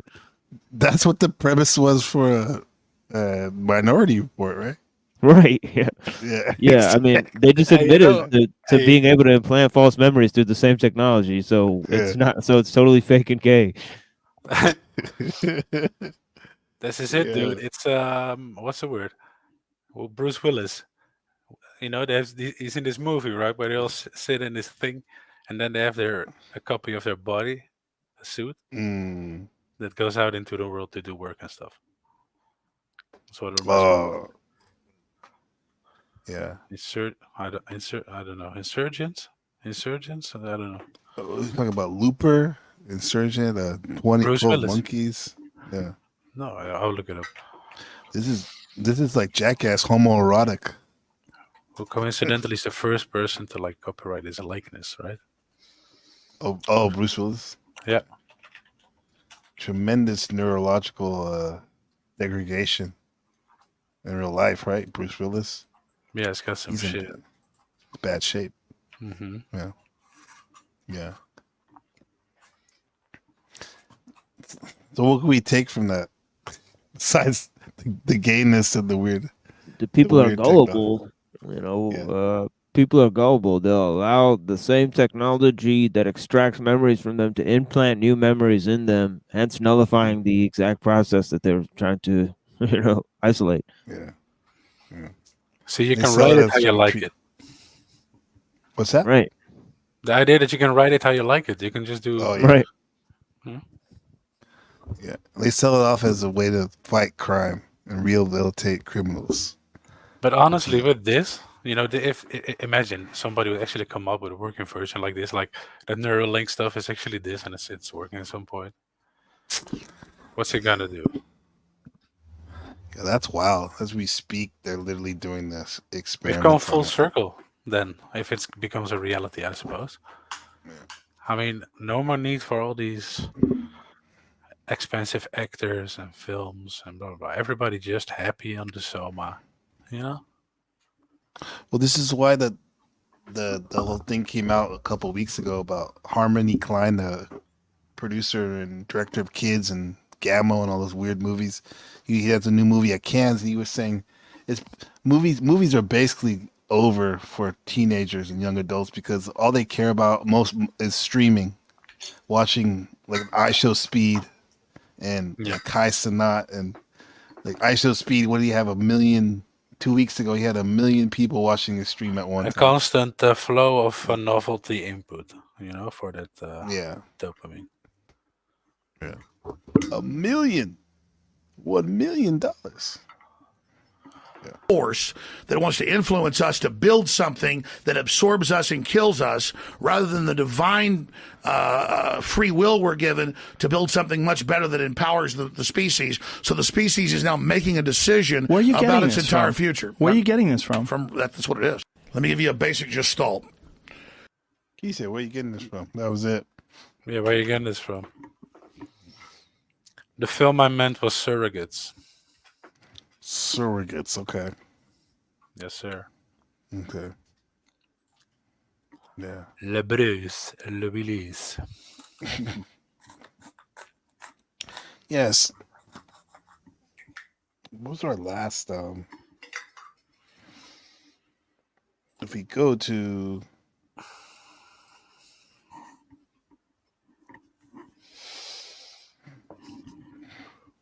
so we went over to Leary's as a chaos agent. Yeah. Cyber shamanism and tech ties. A little bit, right? Got into it with the Leary and the smiles. Leary. Yeah, we got a little in the eugenics jazz, Mm-hmm. To give it that flavor. Yeah. We talked a little bit about Elul, a little tiny bit about it. Yeah. Well, I would say that's in the background of most of this, as talking about how society indeed that's the way I read it, at least. It gets formed. Maybe not completely by its own volition, Yeah, that's the whole thing, is that the same center that founded Esalen Institute and Gaia Theory, right? Mm-hmm. Michael Murphy and Gregory Bateson, right, and James Lovelock, they're all part of the Linden's Foreign Institute. I mean, and this whole idea of the planetization of the esoteric that goes on there and the connection between the ideas of anthropology, behaviorism, cybernetics, right? Mm-hmm. And those mainly those three systems, right? Right. That's there in the MK Ultra report, right? Is vastly significant. Which is a perfect platform for the world NPC, essentially. Exactly. Right. World peace, ladies and gentlemen. Finally. Right. Right. The study on the authoritarian personality by Theodore Adorno, and also the Changing Ideas in Man by the Stanford Research Institute. Stanford Researchers. Wow. Very close to the same city as the Palo Alto Veteran Hospital where Kim Kesey was getting where supposedly his story One Flew Over the Cuckoo's Nest takes place. Yeah, there you have experiments. Yeah, there you have all the major names. James Lovelock, who made Gaia theory. Bateson. You got Joan Halifax, right? Who was the first person who was the wife of I forget his name. He was a student of Carl Jung, right? And he was one of the first people who tested Hoffman's LSD. I mean, I forget his name right the now. Hero story, bro. But he was married to Joan Halifax's dude. Let me look this up real quick because I gotta get this guy's name. Yeah, he was talking about. Find it. No, but Roshi Joan Halifax. I don't know if you guys are aware of her work, and Stanislav Grof. Yeah, she worked with Stanislav Grof and Joseph Campbell. Right? They're both teachers at my college. That's what I was looking for. At CIIS in San Francisco. That's another hub right there. So wait, can you step back a little bit? What about them though? Because I got lost now. Well, they're all isn't it psychedelics and stuff, right? Oh yeah, near death experiences. Right. That type of stuff, yeah. He has a book called Death Consciousness that's pretty wild. He was actually wasn't Stanislav Grof the resident. He lived at Aslan for many years, right? Literally lived there. Okay. He's a fascinating character because he openly espouses these Jungian theories, and then also he I think he was the research subject of Albert Hofmann. So he was one of the first people. He says in his Thinking Aloud interview that he was one of the first people they tested the LSD on. Yeah. Alexander Shulgin he's probably related to these guys too, right? Alexander Shulgin. He has those books to Cal where it's just hundreds of different compounds that most people never even heard of that have psychoactive activities in their trip reports. Yeah. These guys. Yeah, I don't know if this guy Shulgin was part of Lyndon's Farm too, but definitely in the inner circles there. Mm-hmm. I know he was mostly independent most of his life, but right.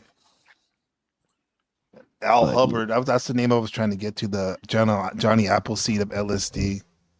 Like he was the one that when the CIA had a direct line of Sandoz's acid, Al Hubbard, with his company he was importing it and dosing people and spreading, distributing it and stuff. Right. Yeah, for a while, because after a while, they started making it themselves, right? Right. Yeah, after 2 years or 1 or 2 years, the CIA cracked the formula, allegedly, and they manufactured their own. Yeah. Yeah, it says here, I got a list right now. It says Ralph Abraham was part of it. Gregory Bateson is Ralph Abraham. He was a mathematician that from UC Santa Cruz, and he's one of the guys with Terence McKenna, the Trilog talks, the famous talks. Ralph Abrahamson and Rupert Sheldrake and Terence McKenna. Yeah, I know those. I know. Okay. Michael Murphy. Right. David Stendhal Rost, Elaine Pagels. Elaine Pagels is huge. The fact that she's part of all this is huge because she literally published the work, the Gnostic Gospels, right? Oh, she did that. Yeah.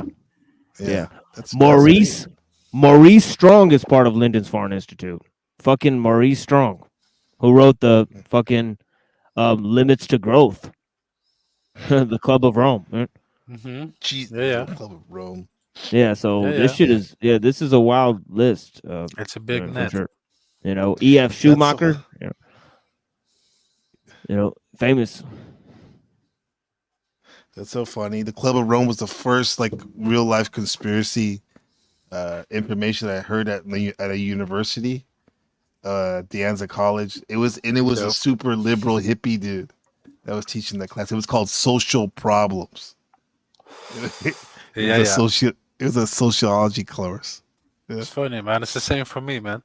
Dad never wanted to talk about the kind of shit, but he said, "Yeah, those Club of Rome motherfuckers." That he always need to say. His standard. That's the introduction, right? Yeah, because that's the technological. Well, go ahead, Rupert. No, I think we're about to say the same thing. Yeah. Go ahead. Yeah. No. No, I was just gonna say that's the entire technological side of things as well. That they push. Like the environmentalism as a sort of coup in terms of they want to actually upgrade tech and they want to create a new tech society, but they're using environmentalism to do it. And Club of Rome is one of the major things where it's like world government, new technology, like that's all they're talking about. Yeah. Yep. Again, where do we get our ideas, right? Yeah. Indirectly, it comes from those places. Yeah. And then I remember in that class, another thing he brought up was the Walmart. This is back in 1999, a long time ago. Walmart and like their globalization and how they undercut people. Did you know that the Sam Walton's, this is kind of related, I guess. Sam Walton, the daughter of the founder of Sam Walton's daughter, she just became the richest woman in America. First woman to have like $1 billion or something like that. So she's Jewish, right? Walton, yeah, I think so. Yeah. I was about to ask honestly though. What's that name though? It sounds familiar. Walton, the Walton family. They started Walmart in Arkansas. Yeah, they're Ashkenazi Jews. So the richest. So confirmed, the richest person in America is Ashkenazi Jew. You got to see this too because my ex-girlfriend, she worked for their company. She worked in their Walmart.com, and she would have to go to Bentonville, Arkansas, for meetings every now and then. And she said that they're so cheap that their headquarters, it looks like an old high school. Oh right. And they make executives like type executives when they go on like business meetings, they have to share a room. Perfect. Like the men. Yeah, nice and frugal. Nice and frugal. You cannot take example. Very frugal, huh? And what did you say they were again? Their ethnicity? No, it's religion, dog, isn't it? I don't know. I get it confused. I don't know, man. I don't religion or ethnicity. Yeah. I don't want to pull the eye of Sauron onto your, I don't know, your little den of Gentiles here. The Walton, Rupert Walton. Oh, that's not bad. That sounds bad. It's not bad. Rupert Walton Meyer. Meyer, yeah, that's it. Yeah. So, the rise of digital shamanism, you can see it. Yep. It's all been said essentially for today. Pretty much, yeah.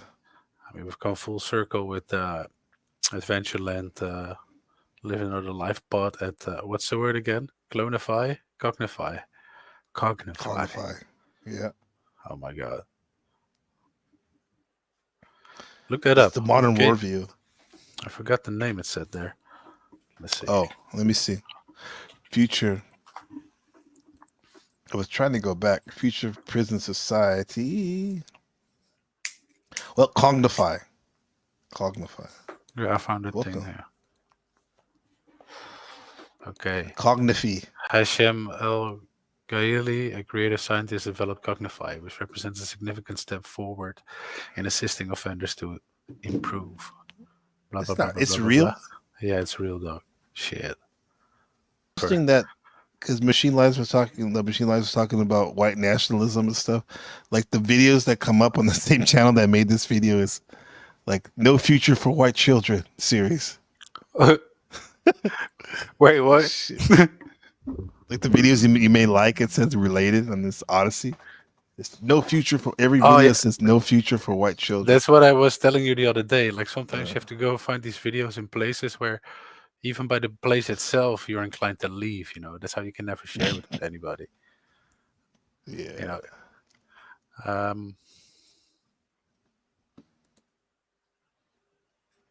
Yeah. Okay, so I read nothing about them actually like having any sort of like beta version of this. Of that thing? Yeah. The prison thing. So far it only says it contains a VR-like gadget. Yeah, okay. I guess Zuckerberg can do that. Yeah. Or TML, we can combine that thing with that tower prison prototype you were talking about last week on your broadcast. Yeah, I don't know if you saw that. Yeah, that thing, yeah. Mm-hmm. Panopticon. Fuck. Yeah. I think that's about it, guys. Yeah, I mean, the freaks are trying to map the DMT plane. You know, we're supposed to be batteries. Yeah. I think next week we can let's go to Burning Man, Psychedelic Elite. Yeah, we gotta have something fun as well, you know, for the balance. That Burning goes Man, more raves, into culture. Yeah, that goes more into the Discordian side of things. Yeah, the Cacophony Society and the birth of Discordianism, right? With the Burning Man, right? Mm-hmm. Yeah. Right on. Perfect. Exactly. All out of San Francisco, California. That's what they started. Wild place. Yeah. So I'm telling you, that's what my university. They had Terrence McKenna would teach classes there. Alan Watts was head of at one time the East-West Psychology Department. All these guys, bro. Yeah, it's a hotbed, man. It's really crazy. Yeah. I call it a Harry Potter school. If you think about it, though, like all that culture, you know, how in Europe and everywhere in the world, basically, all that culture comes from there. All the Hollywood stuff, you know. Crazy powerful. San Francisco, one of the greatest walking cities, not only in America but in the world, reduced to poop, human feces on the street. Yeah, but it's all digital, man. It's all YouTube now. It's all Silicon Valley, right? Yeah, they kind of Silicon Valley is just basically San Jose and Mountain View, California, but they like to stretch it now all the way up an hour and a half north to San Francisco. Yeah, it's cool to say, I guess. Cool to say that you're there. Yeah, okay. No, but we were in the trenches over there, Santa Clara, California. That is the real Silicon Valley. Yeah. It's nice, man. We kept it relatively clean, huh? Mm-hmm. Not bad. No rug scrubbing needed today. Yeah. No rug scrubbing. I don't think people want to come over here when we talk about real shit. Yeah, I got some crazy info on these topics. You got to hit me in advance, like okay, like maybe a few days in advance, and I'll really get research that I have, and then we'll get you know, we'll drop a load on them, like 30 minutes of bombs. Nice. We'll get it let's aligned. do it. Yeah. So let's do it every. We're doing it. Was it Tuesday today? Tuesday. Yeah. So next Tuesday. So by the weekend, by Saturday, we'll think about a topic and then run it by you and stuff, and then we can see what we can do. Yeah, that's perfect. Yeah. Let's do it. You cool with that, Rup? I'm cool with that.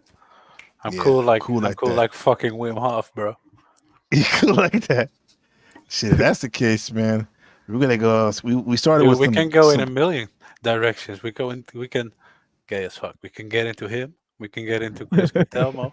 You know, we can Oh yeah. get into why people don't want to be liberated. You know, stop following idols, people. Come on. Yeah, stop following idols. Let's do this one real quick. Look at this. I'll show you guys this one.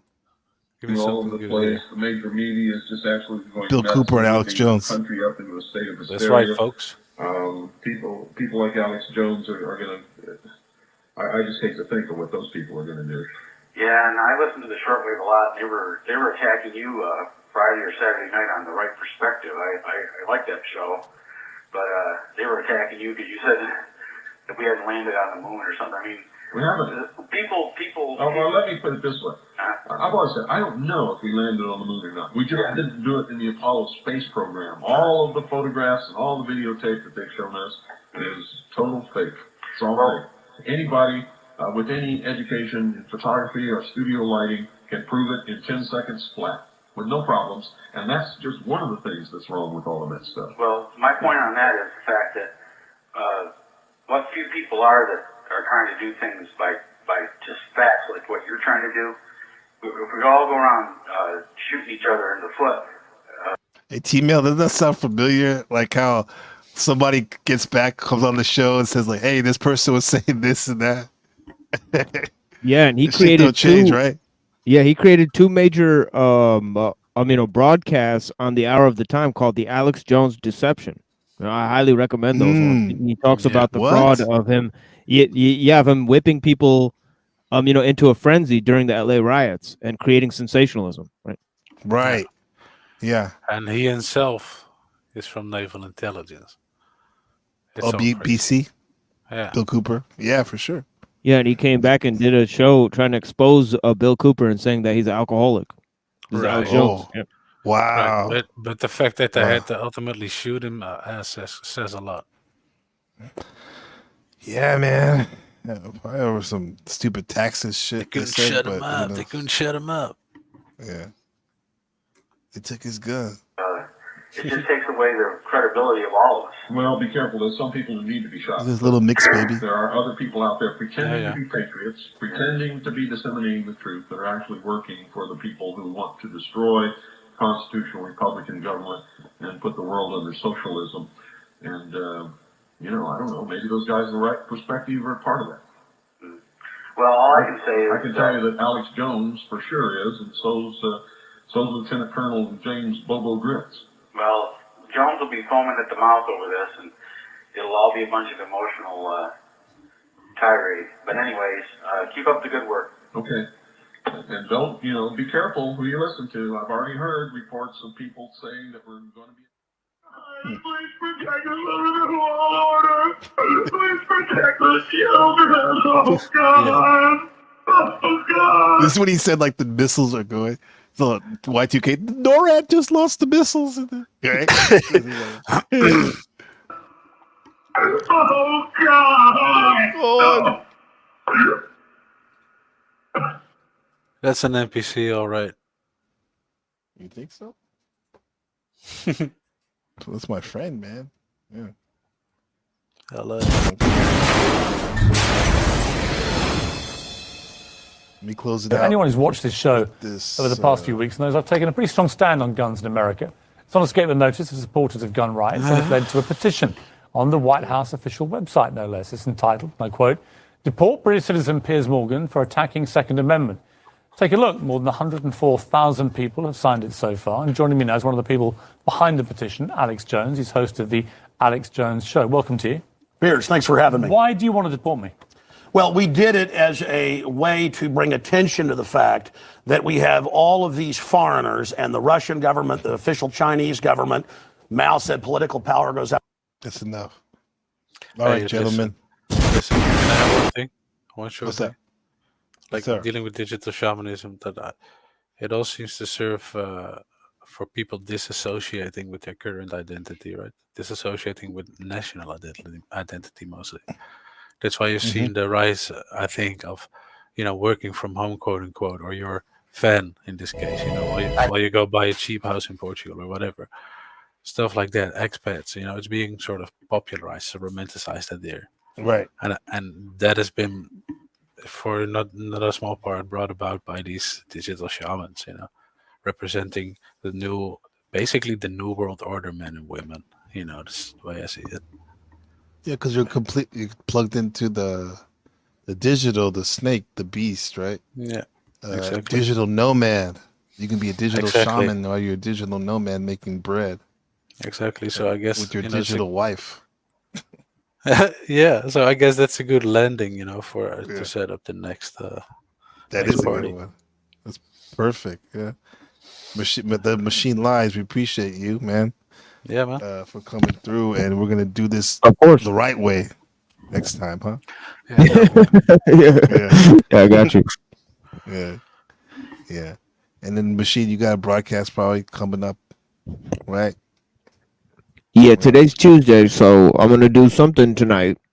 But I can't exactly define what it will be at this point. It'll either be a panel or or a continuation of my research and readings. But Great. Yeah. And I got the book. I'm already following through. I appreciate you, man. Blessing us. Blessing me like that in my class. Yeah, of course. My class. Yeah, no man. worries. Yeah, no worries. Yeah, anytime. Yeah. Yeah.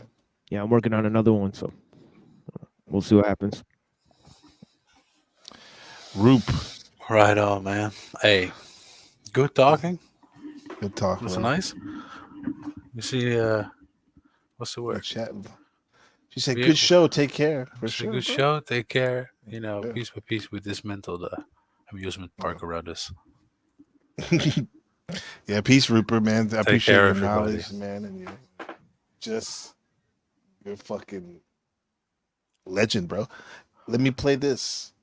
I made this video a while back. One of my favorite psychedelic rappers, Kambada, when he went off on DMT, talking about DMT and using that as an acronym. Let's see this shit. I put some nice anime. See if you recognize any of these shirts. You're gonna play us off with that? I'm gonna play you off with that. All right. Okay. Cool. Let's see. All right, peace. This has been Psychedelic Elitism, Volume 2. Yeah. Digital Shaman. And we'll see you next time. Peace. Peace.